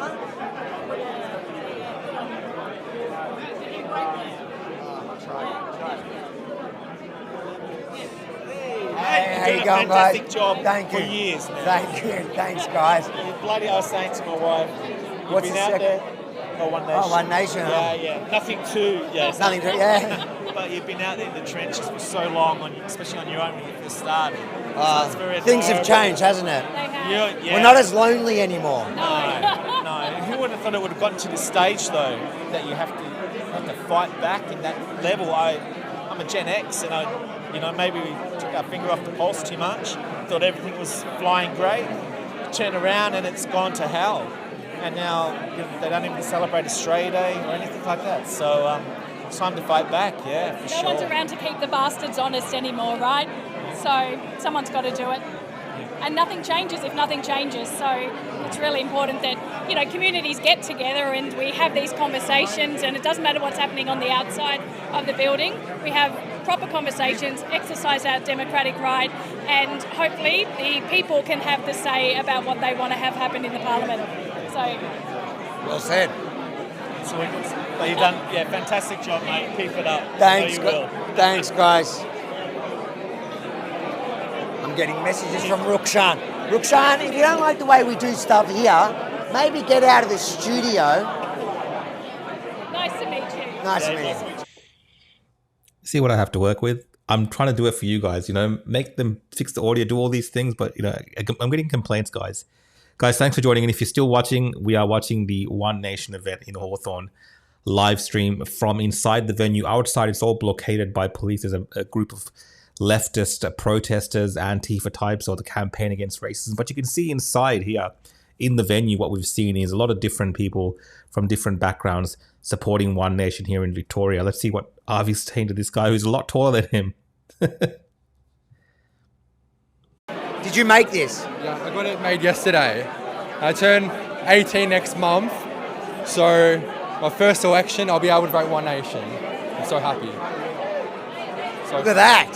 So he's decked himself out. He grew a few inches just to put me to shame, and he's voting in his first election for One. What do you like about Pauline? As an 18-year-old, are there many 18-year-olds that like One Nation?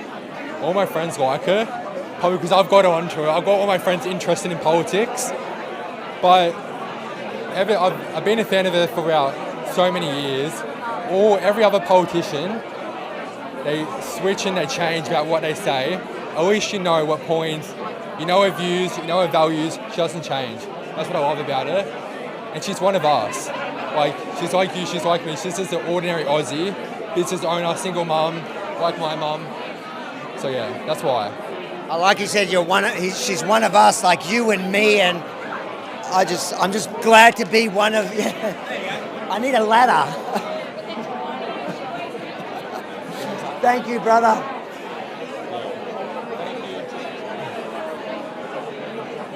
Are you one of the preferred journalists? I'm Don't interview me. Well, you better come off screen. You don't want to be on camera. No. Hey, mate, can I have a photo with you? 100%. My mum's on the camera. Anyone wants to? Yeah, cheers, mate.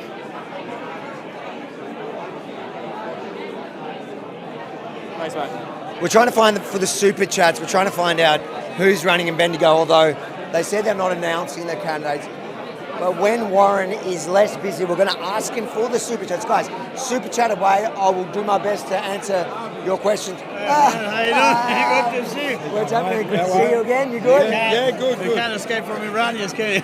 No, bloody, they're everywhere. Yeah, I know. Listen, I'd rather them than the keffiyeh, unwashed keffiyeh mob out the front. This is our Iranian friend that's joined our group for the Bruce section. So when it comes to him and his brother, it's made people aware of the ring.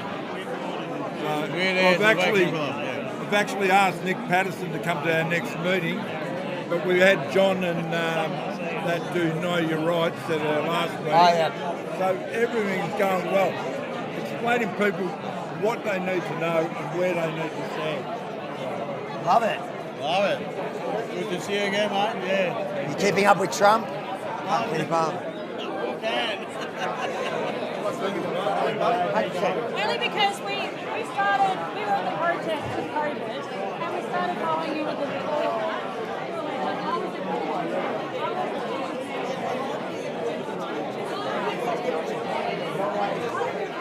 I'm not going to do I'm a cowboy Nazi. You're on a farm in New Well, we come from Phillip Island. We come from Lake Lake. We're walking in, the Muppets out there. They're calling him a cowboy Nazi. And I was just like blowing kisses at them. I was like, what's a cowboy Nazi?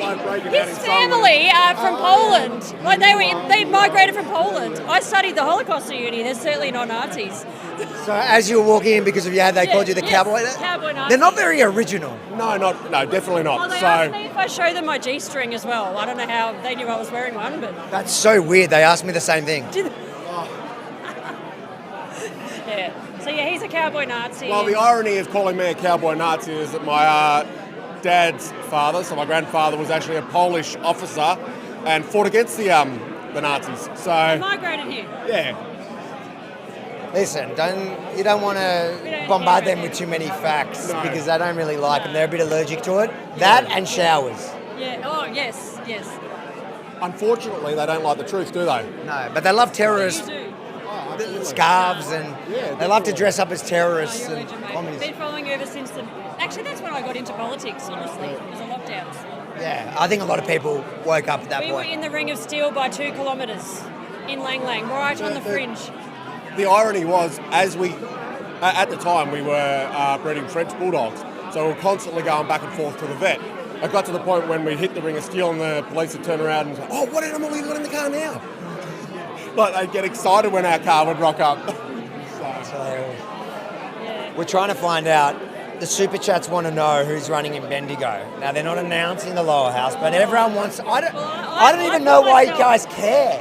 Why do you care who's running against Jacinda? She's She's not going she's done. She's probably not going to run. Forward for Bass, and they haven't announced that yet. So, but yeah. No, they've announced it's the upper house. Yeah.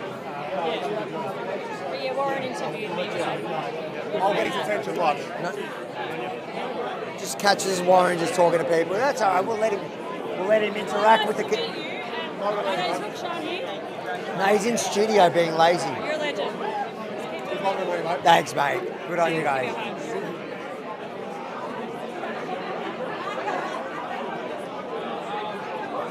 Suddenly everyone wants to talk to Warren. Mr. Popular. I used to go and do an interview with my wife. You know, lovely Kim. She's over in the corner there.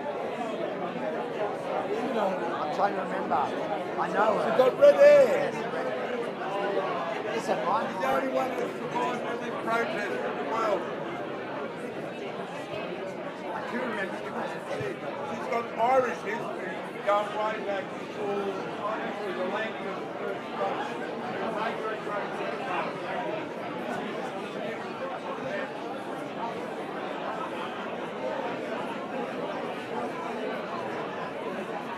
We're gonna ask him. We're gonna ask him for you guys. We're gonna ask him, but if he slaps us, it's your fault.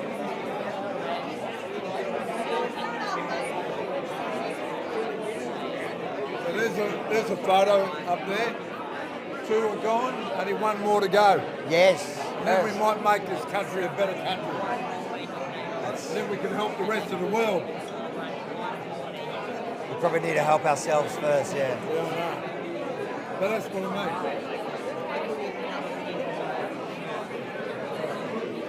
So you're still down our way? It's a lovely area. He's running. So Avi's just trying to get an interview with Warren Pickering. We'll have a few super chats, guys. So that if you do super chats, we'll try to get that done out there on the field live.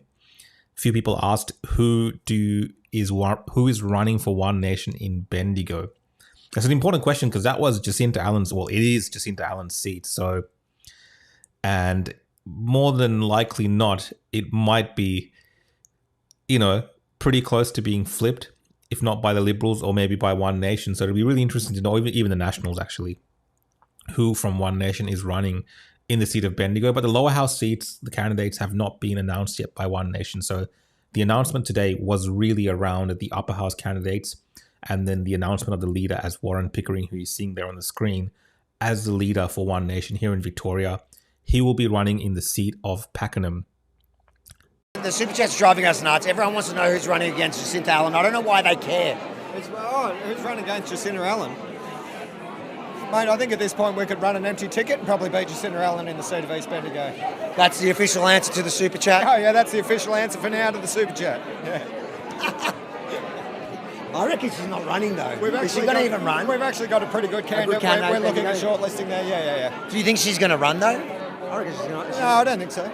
Look, I wouldn't if I was her. If you said you're going to step down regardless, And is that like 2 down, 1 to go? Is that what that sign is?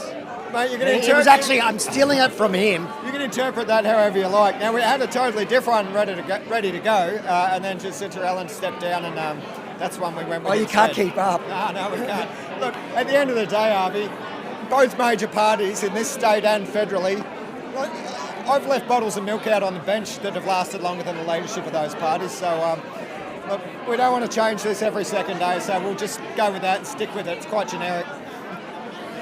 I'll leave you to it, brother. Good work. Come. There you go, Super Chat.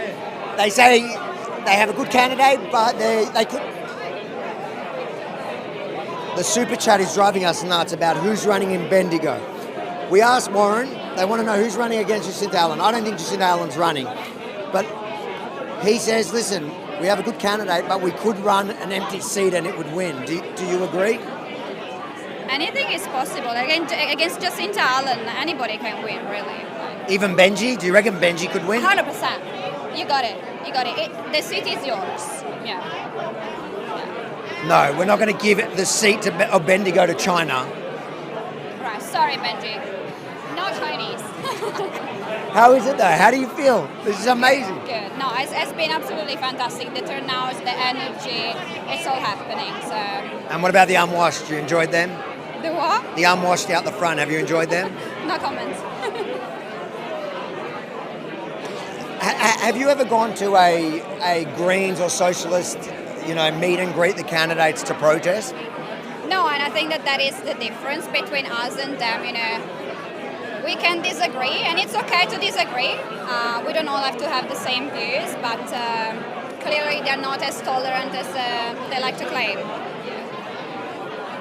All right, amazing, exciting times. It's so good. And the member for Pakenham, that's our local hood. Yeah. Our local could be the premier.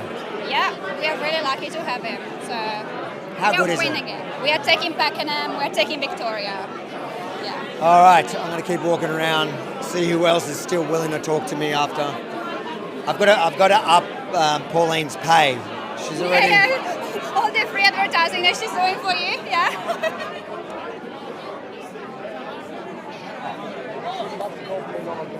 Yeah, you're not on camera.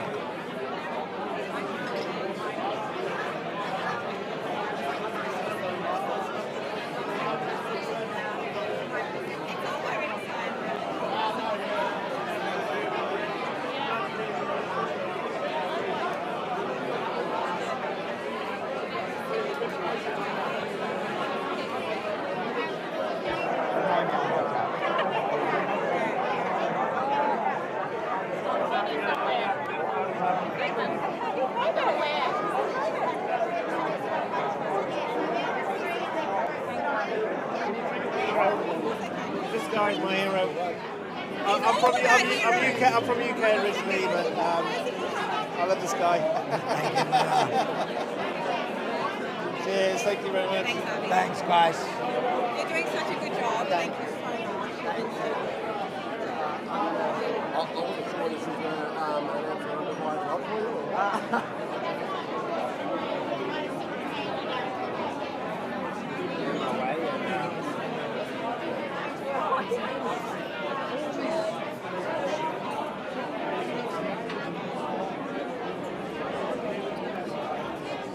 Mate, I'll creep up on you, don't you worry about that. You use my photo with an attain, don't you? When I first saw your Rebel News, I was a bit worried. And then one of the Vic Poll guys goes, no, they're all right. I went, okay. That's how you know we've won back Vic Poll since COVID. No, Harvey's all right. She loves you. She goes, your mate's here. She loves you. Your mate. She knows I want you. I said, Mum, your mate's here. She loves you. How you doing? Good night. You excited? Oh, yeah. Like, even just hearing it gets you pumped. Where are you from? Where in Victoria? South Marine. South Marine. So the north, but see, I don't know how Victorians are. We're not country, obviously. Honestly, I thought Victoria was going to be cooked after the last election, and hope is seeping back in. Yeah, but I'm just wondering more like, because they're the biggest, when they show the primary votes and all that, I'm not full on about those things, right? But when I see that, it makes me nervous. It makes me nervous. I think the polls are encouraging. I've been deployed for quite a long time overseas. overseas? tend to favour the other side. There's a couple of young So guys since they're so strong, who are in their 30s and are just started playing swimming in 20 years. And, well, she's been consistently hugely. I'm over there to pay my mortgage off. This mate of mine, he was over there to go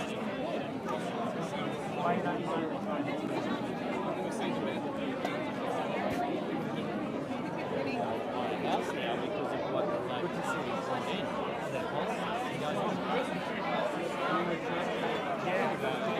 Gen X and I've never gone to the stage as well. He's over there doing what I'm doing. Working overseas to basically stop Chinese fucking influence. That's what we're doing. And, you know, you give up your life when you do this to go overseas. And then you get fucked in the ass when you're overseas because of some, like shaman who Nothing changes if nothing changes. So we're getting the same old, same old. I've worked at community work in South Bank. I've been driving in South Bank for 20 years. Yeah, she said she comes to us. Good to see you, mate. Great to see you. How you going? Harvey. How you going? You good? Hey, can I get a photo for my mum? For your mum? She lives in Romania, and she always she gets your she gets your newsletter, and she's always like, oh look, Harvey. How's Romania at the moment? It's not being invaded. Yeah, not now.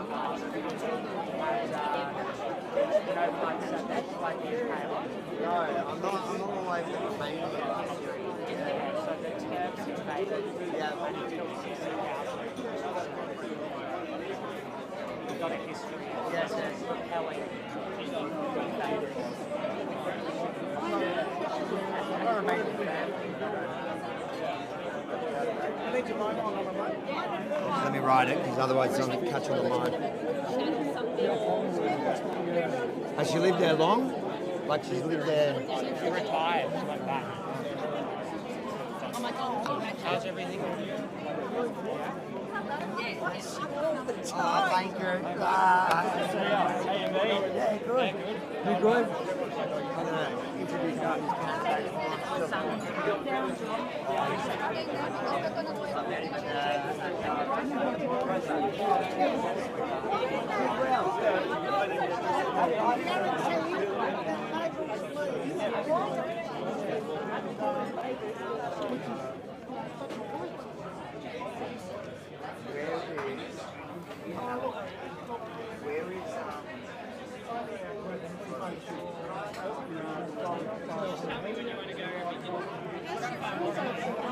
Yeah, much better now. Oh, no.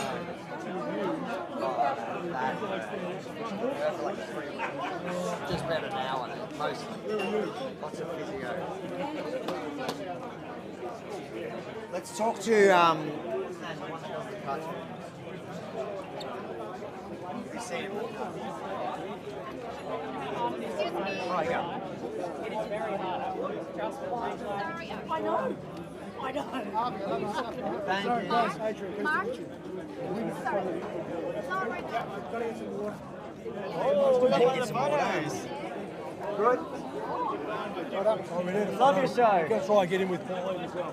Hey, you're just up there intimidating me. But come on over. Pauline's that way. Just go through. Yeah, I want to talk to. What's his name again?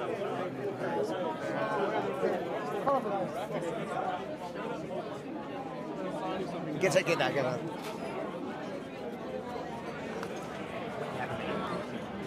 Chat with you on camera. Yeah, awesome, mate.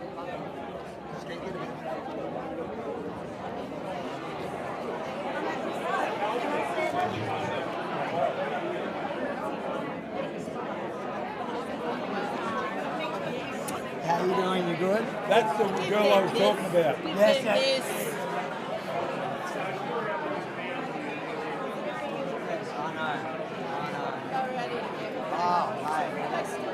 I don't know, I haven't been out there. I got bored of it. It's just repetitive. They can't. They don't have any Just contact. go out with numbers. Why, what's the problem?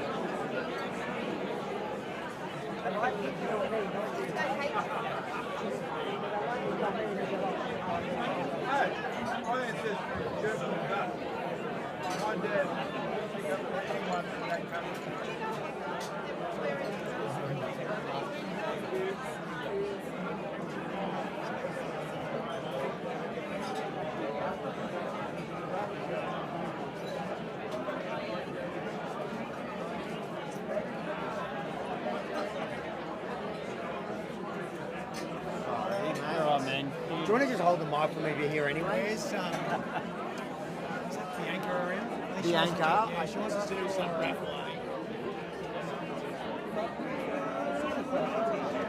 So we're going to do this raffle, apparently. After the raffle, And then after I'll come and talk guys, to you. after the raffle, we're going to have a chat to him, all right? We've got him on camera, on the record. If he dogs us, we're going to make a cartoon about him.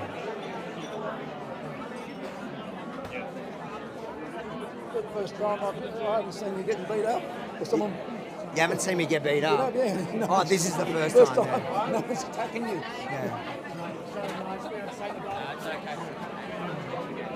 They're going to do a raffle and then we'll do that interview, and I reckon...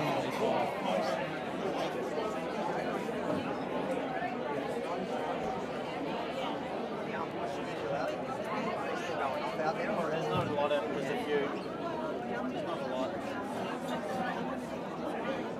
Get a couple of How do you keep your energy going? I am going a bit flat. Particularly the last 2 years. True.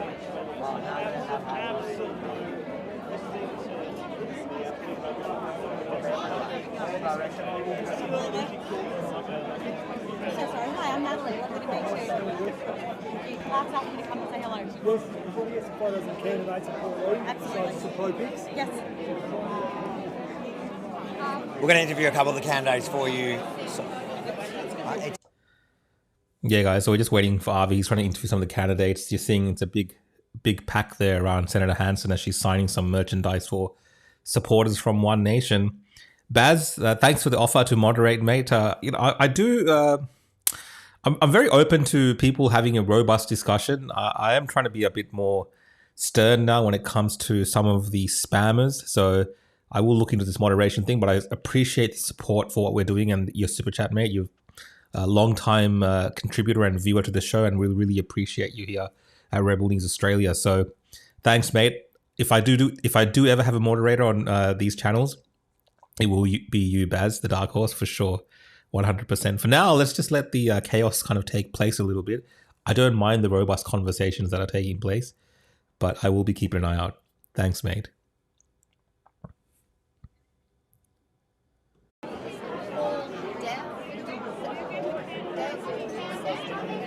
Yeah, he loves Pauline now. Does he? Why do you not love the candidates? Right in the program. Remember, I used to go off at him. I used to get him. I like him now. He's become all right. We'll do this. I got to do this fucking raffle. The raffle first. Yeah, all right. Let's come to it. We'll follow his raffle and then we'll do that.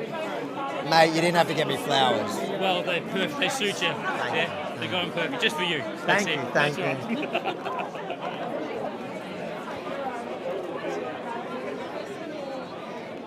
Well, they're going to do a raffle and then we'll talk to a couple of the candidates.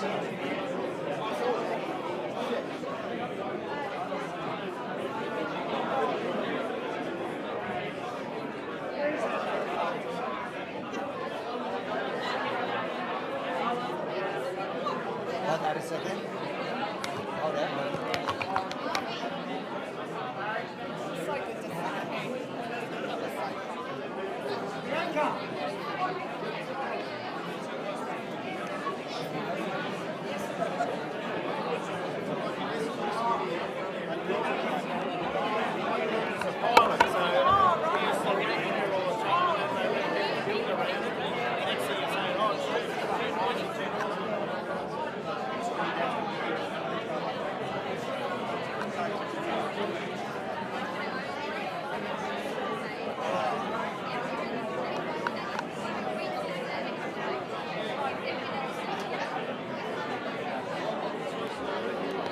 Folks, sorry about this.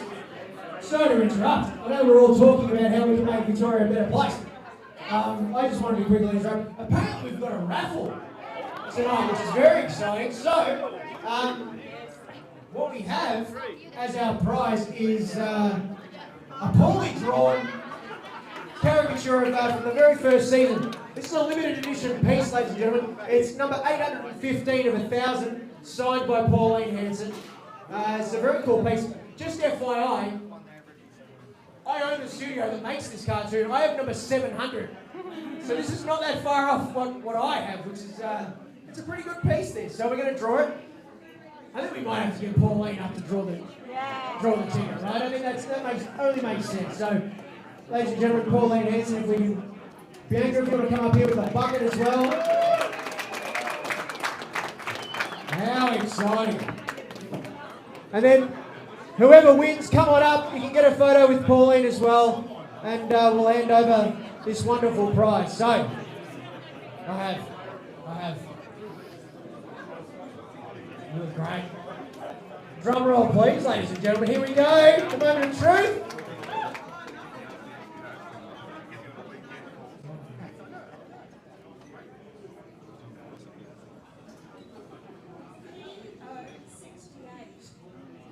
P068.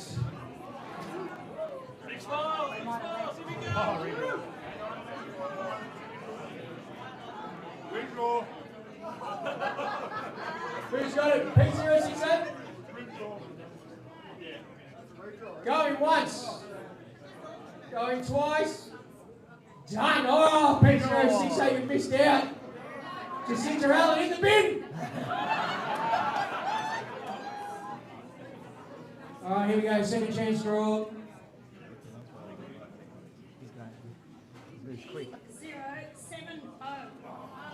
P070. Any takers for P70? P70. Bought the whole book.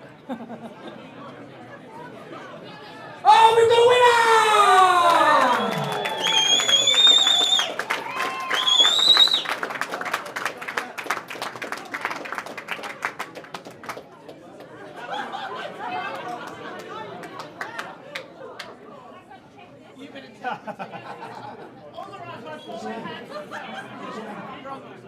Ladies and gentlemen, Brian won the winner.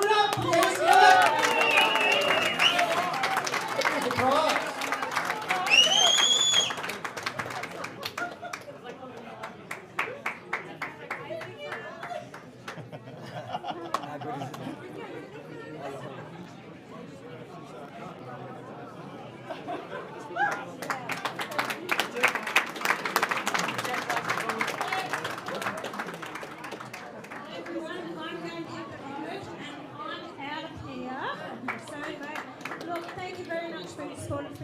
Fantastic. I think I've had a photo with everyone who's here.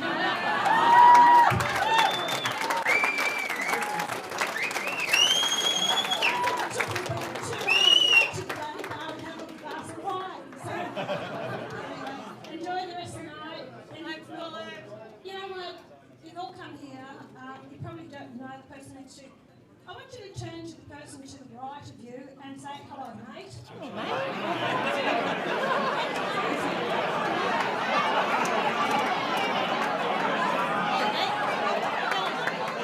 I hope you know each other.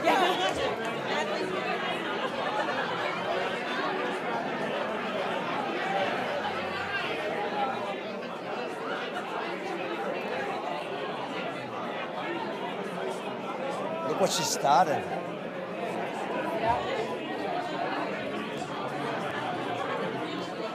She created it.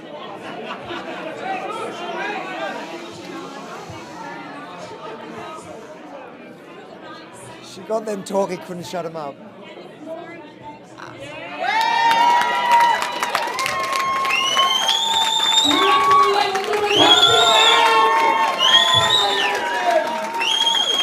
Come round here, Benji.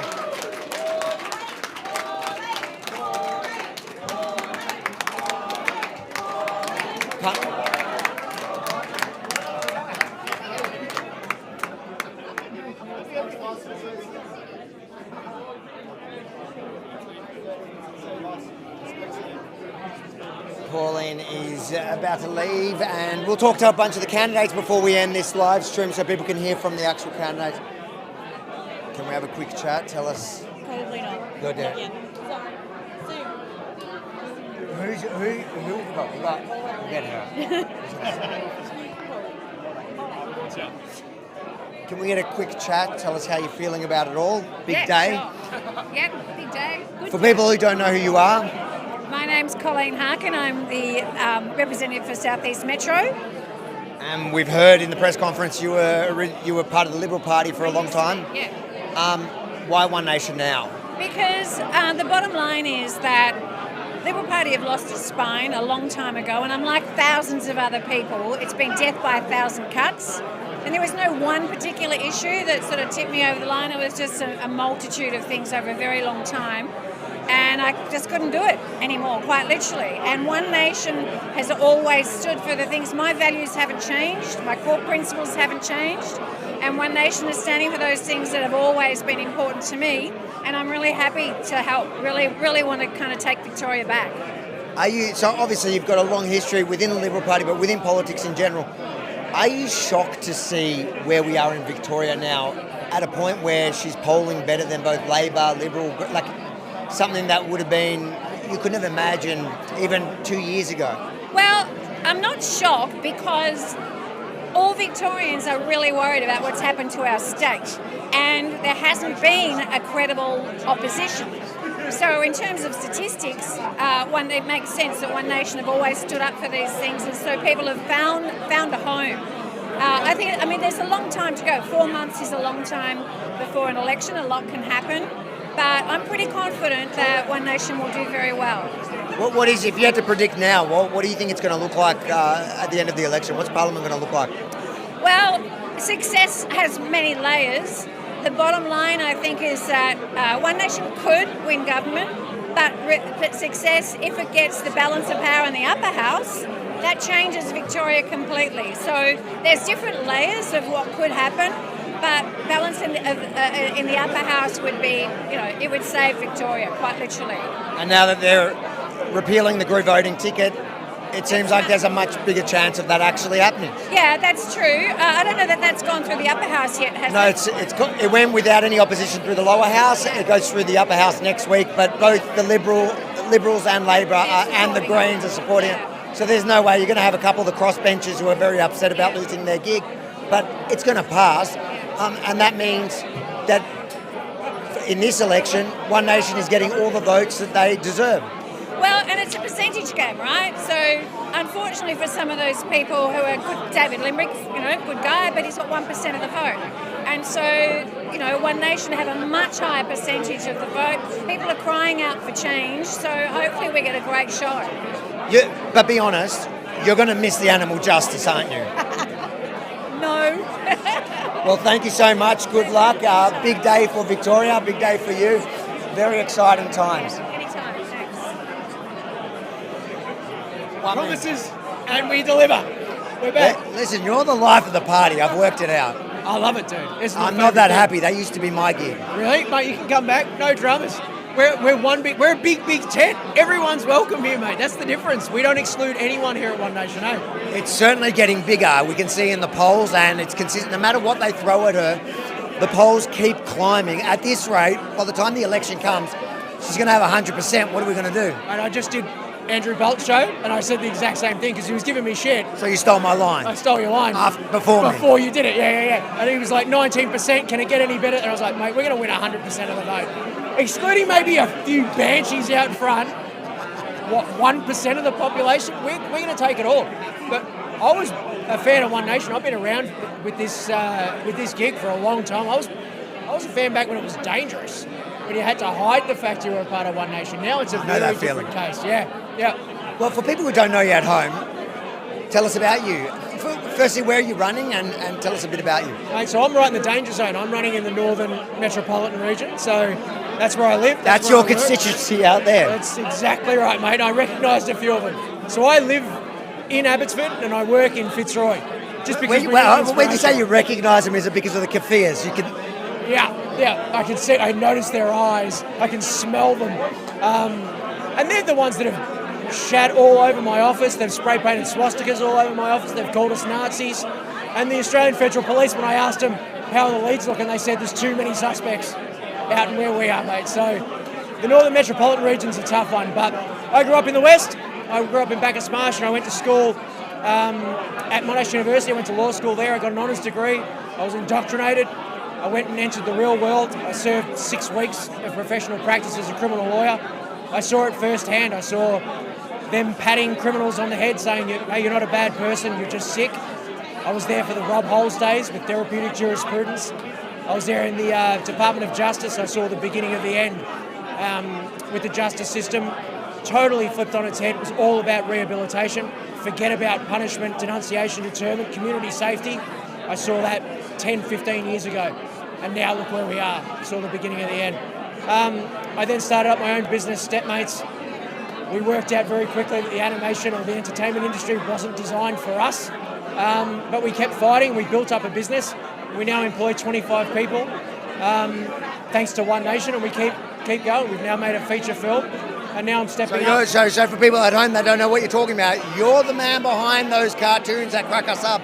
That's right. Yep. Please Explain Cartoons, the super progressive movie. Up until now, I've enjoyed a level of anonymity with those things. That's the beautiful thing about cartoons, is you can hide behind them. But so how did you get into it, and how did you acquire that skill to do it to that level? That is professional stuff. We actually started in film. This is a cool story. So we started in film. We bought maybe $20,000, $30,000 worth of film gear, kind of like what your old man's got here. And then we lost it. We chucked it on the top of the van and it fell off. We broke $30,000 worth of camera gear. So to keep going, we had to start learning how to animate out of just sheer necessity. We kept going. We made shorts online. We kept plugging along, and then Channel 7 gave us a gig. Channel 7 then swiftly sacked us after COVID. And then James Ashby was sitting on the toilet one day, saw one of our old sketches, and the rest is history. I love how you had to give us the vision of James Ashby being on the toilet when he noticed. He hates that too. If I mention that, he'll absolutely shoot me. He'll hate so we'll cut out that James Ashby was on the toilet when he discovered him. Okay, what a fascinating story. What a wild ride. How does it feel being on that journey now and getting to where we are today, where One Nation really is, at minimum, the real opposition in Victoria, compared to just a few years ago when people were scared to associate? It's so energising, mate. It really is. As someone, and I assume you're the same, completely disenchanted by Australian politics, if you've watched Victorian Question Time, it is an absolute joke. It's so bad. These people are deadheads. And it's just such... This energy of the room, it bumped up like 25 degrees in here, didn't it? It was unbelievable. There were so many sweaty heads, including mine. It went really shiny. But that's what we're here for. It's just it's so good. Like I said, I was around with this show back when it was dangerous. This is a very different energy in the gym now. But speaking of dangerous, though, campaigning for you in your area specifically is potentially dangerous. How are you managing that? Mate, Pauline Hanson is such an inspiration. She has forged against and pushed up against all of the resistance against her. It's incumbent on me to do the same. I promote Pauline's story a lot, and I'm inspired by it a lot as well. But I also believe in storytelling, the hero's journey, you only know you're on the right path when you're encountering obstacles. That's how you know you're on the right path. So I hope we encounter some more obstacles out there. I welcome them. For the undecided voter that's going into this election, still weighing up whether they're going to go Liberal or Labor, they're not sure about One Nation. What would you pitch to them now? Why should they vote for One Nation come November? Mate, there's 3 simple reasons why you need to vote One Nation, right?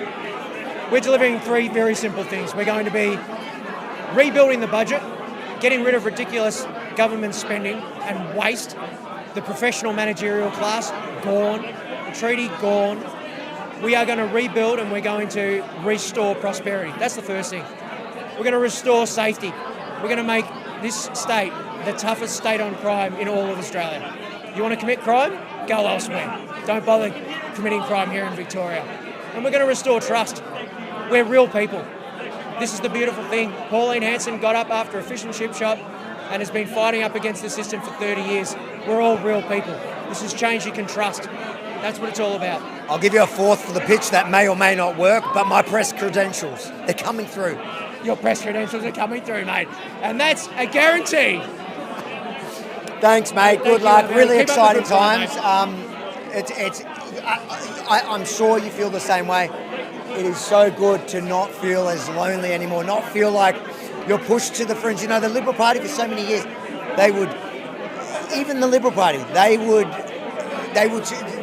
move us to the side. They would refuse to talk to us. They would say, "You're part of the problem," when really the majority of people, and now especially since the last couple of years, and Bondi specifically, I think that was a big one. People are waking up and realising actually we don't need to watch every little word we say. We need to actually stand behind the words. And that's exciting for me. It's refreshing because it has been a lonely place for a few years. I remember, you brought it up today. I remember when you got kicked out of those Dan Andrews press conferences. You got their comeuppance. They got their comeuppance today, mate. You've got 3 shout-outs today. You got a huge bump. I just, you know, it was so funny because that lady was standing right next to me, and I heard her ask the question about the ABC, and I'm like, no, ask that. I want you to ask that because where were you? Suddenly you all care about press freedoms. And to be fair, I think everyone should be allowed to everything, right? I don't care. Yeah. Maybe not events, but at least in Parliament. But where the heck were you when press freedoms came? You don't like me. You don't like the way you think I'm biased. Now it's democracy. Oh, now it's democracy when it doesn't suit you. Oh, wow. That's the thing, man. We're free. One and free. One and free. One nation. Thank you, Amy. Keep up the good fight. Thank you.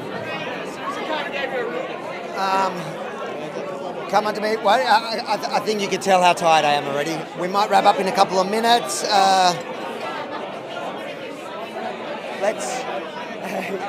good? Oh, doing good, man. I reckon we're pretty much done. I reckon we wrap up. All right, guys. Oh yeah, we get one more. How do you feel with tonight? Over the moon, pumped, totally pumped for the next several months. Even more excited about the future for Victoria.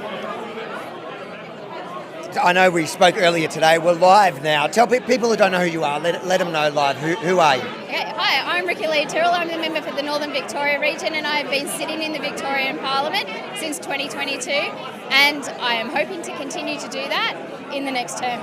The only orange beacon in that dark room until now, but if the polls are anything to believe in, if the group voting ticket is really gone, you are not going to be alone for very long, are you?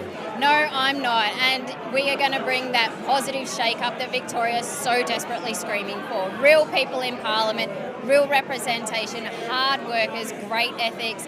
We're going to bring this state back onto its feet. So when you look at elections, there's 2 layers to it, really. There's winning, hopefully having Warren as Premier. That'll be fantastic. But even if you don't get there, the balance of power in the upper house is the next best thing, because that's where we can help ensure good legislation gets through, bad legislation is stopped, and you can actually deal with the government who has to go through. Are you hopeful that no matter what happens come November, that's where we're going to have a real win? Yeah, I'm going to be really biased here because I am in the council. That's where I want the balance of power. The Legislative Assembly, that's great. One nation gets government, that'll be terrific. But the real final straw is the council. We can stop, we can break really good or bad legislation. That is where you need the balance of power. To those that are actually, before we get to that, I just want to ask you, in the last, 4 years now that you've been there, what have you witnessed there that you think is the worst, the most disgusting things you've witnessed in that chamber, in the upper house? What is that? What didn't you expect, and what did you expect? How has it been being in there for 4 years? Just how much time is actually wasted with dribble. The politicians getting up and just wasting every last second they have on their debate, and it's just waffle. I'm sitting there, I'm like, we have a really, really beautiful opportunity to do great things for Victoria, and you're standing here talking about your nan's uncle in the past and how that's related to whatever you're talking about right now, and can I swear, it's absolute bullshit. And it drives me mad because I see a job, I want to get it done, and I don't want to waste time. And the amount of time and resources that is wasted in the Victorian Parliament right now with the government and even the opposition, it's disgraceful. That is what needs to stop. We need to get on with the job because we have got one hell of a task ahead of us to clean up this state. What are the most important issues you think need to, for Victoria? Look, crime is a big one. That's the number one for our campaign, but I'm a regional member and road infrastructure is destroying our state at the moment. Everybody uses roads, even if they're not using it directly. If you've got a delivery truck bringing groceries and they're busting tyres and axles, you're bearing the cost at the end of the day in your grocery bill. That needs to be addressed. Education is another huge one. Our children are missing out on a really good, solid education, and agriculture. I want to preserve our prime agricultural industries, and right now they're facing down the barrel of government's obscene obsession with net zero. They want to wipe out our prime agricultural land and completely lay it with renewable energy. Final pitch. I know we've got plenty of time, but to Victorians, that they're clearly a growing thing. A percentage of the population is moving over to One Nation. But to those that are unsure, whether they're traditional Liberal or Labor voters, what would you say to them now? Why should they move over to One Nation? Do your research. Our policies are coming out very shortly. That's how I joined the party. I researched every party registered in Victoria, and One Nation was the one that had the policies I knew I could support and back the whole way. They hadn't changed, so it was great. I got whiplash from all the other parties because they're constantly changing direction, and that's what Victorians are fed up with. Do you think that's the thing that's most appealing to people, that Pauline has been consistent for 30 years? No matter what the media throws at them, no matter what the establishment, no matter what both sides of politics have thrown at her, she's remained consistent. Yeah, for sure. You know what you're going to get with Pauline, and it's been the same for the past 30 years. And I think we need that. We need that stability. That's why people are turning to One Nation. And do you think she's right? We should get a cut. Rebel News should get a cut of the $50 billion ABC's get. I don't want that. No, I want Gina to, perhaps buy ABC and really, no pun intended, stick it to them. Yeah, I think it's we're just mucking around, but we found it funny. A lot of people think we're paying Pauline to promote Rebel News today, but I think she just enjoys how triggered the rest of the media get when she mentions it. But thank you so much. Thanks for all your work you've done in the last 4 years, and I'm excited for you because you'd be blind not to think that you're going to have a lot of friends in that chamber come November. Yeah, a lot of good, hardworking Victorians. That's what we need. Amazing. Thank you. Let's see if there's a... Hey, can I just not record it? That's okay. The reason I wanted to make Daryl Clark. So guys, we'll probably wrap up soon. Thanks for joining in. We'll probably get one more cross from Avi after this. He's just speaking to someone. But if you've been watching this far and have been enjoying the stream, you can support the show, guys. Just scan that QR code. If you're watching on the telly, there's ways to support Rebel News.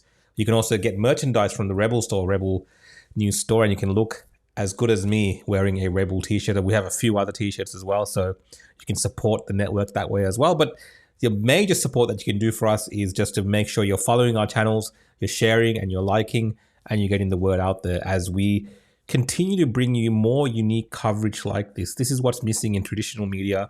This is the gap that networks like Rebel News Australia fills. And it's an interesting way to hear from constituents. It's an interesting way to hear from politicians. And it gives you a different understanding of where people are at, especially those of people who are the faithful One Nation supporters who have gone there here in Victoria to support Pauline Hanson. You get to see these real insight into what's going on within the campaign itself. So I think it's really interesting. I appreciate all the support that we get at Rebel News Australia. I think Avi does a great job. And he did get a few plugs from Pauline Hanson. It's cool to hear from Pauline Hanson about supporting Rebel News. I think she does it to trigger all the other media outlets because they've been triggered throughout most of today with those comments.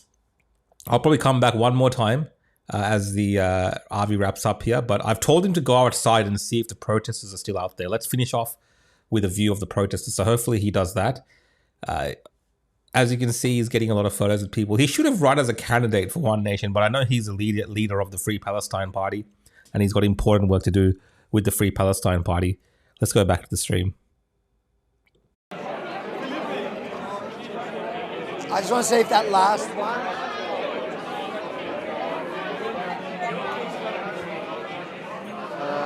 One second.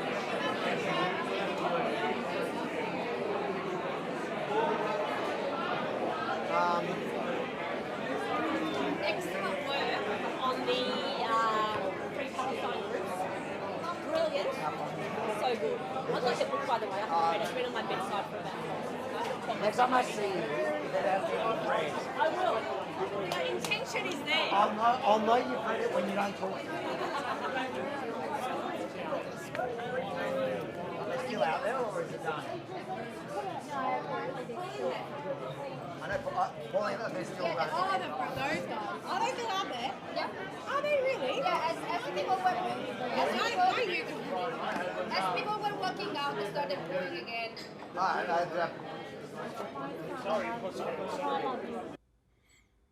Benji zooming up on the keypad there. Benji, don't try to record people's keypad entries, Benji. Gotta be careful. It's not Hong Kong.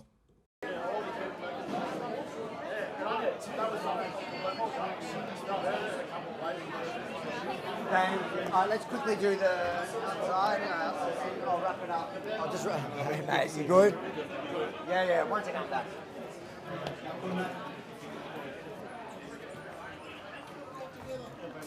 Are they still out there or they're gone? They're gone. Oh, they're all gone? All right.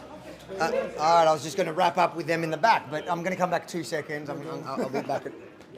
Thanks, man. Beautiful, man. Really good. I'm going to be back in 2 seconds. I'm just going to shut the live and... Oh, they're all gone. Oh, here, to me. Yeah. Yeah, you good? There you have it, guys. I hope you enjoyed tonight. As you can see, the unwashed, it was past their bedtime. I'm surprised they lasted this long. I think Centrelink opens at 8 tomorrow. So they're all out. We're about done here. Beautiful night. They tried to shut it down. As usual, the Kafir Rainbow Alphabet mob achieved nothing but making themselves look like dipshits. Thanks for everybody for tuning in. Make sure to smash that like button before you go, share the stream and subscribe. Over the next few days, we've got a bunch of videos coming out with today's trip and Pauline's this campaign, the launch of this campaign in general. Love you all and thanks for all those super chats. Guys, don't let Rukshan get off easy. Smash super chats now so you have to keep him up all night. We don't want him like the lefties being able to go to bed this early, so keep him up and he has to read every single super chat. God bless. Thank you, Avi. So, guys, we are wrapping up here. I think I've got all the super chats done. Thank you so much for the support for our show, what we've been doing today. I'll just speak to the other camera quickly if we can. But yeah, we're finishing up, guys. Join us again next time we go live. Make sure you're following us on all the channels. So Rebel News Australia on Facebook, YouTube, Instagram. You can find us on X at Rebel News Australia. Of course, follow Avi Yemeni across all the socials as well. And you can also find me at The Real Rukshan across socials as well. We do shows throughout the week. At least I do. I'll probably be back live tomorrow night or Wednesday night. So make sure you're following my channels. I think Wednesday night I'll be back 9 p.m. But yeah, we're going to be really busy this election season with everything that's going on in Victoria. There'll be a lot of events to cover. And just because we have this system in this country where a lot of the minor candidates are ignored, well, not so much anymore with One Nation. I think a lot of people want to get to them, even the mainstream media like the ABC. But there is a gap that networks like Rebel News Australia can fill. So if you're enjoying what we're doing, again, remember you can support what we're doing and ensure that you're following us at least, the minimum, at least follow us if you're not. And that way you can get a notification when we do go live spontaneously when things are happening leading up the state election here in Victoria. Have a good night, everyone. Hope you've enjoyed tonight and God bless and take care.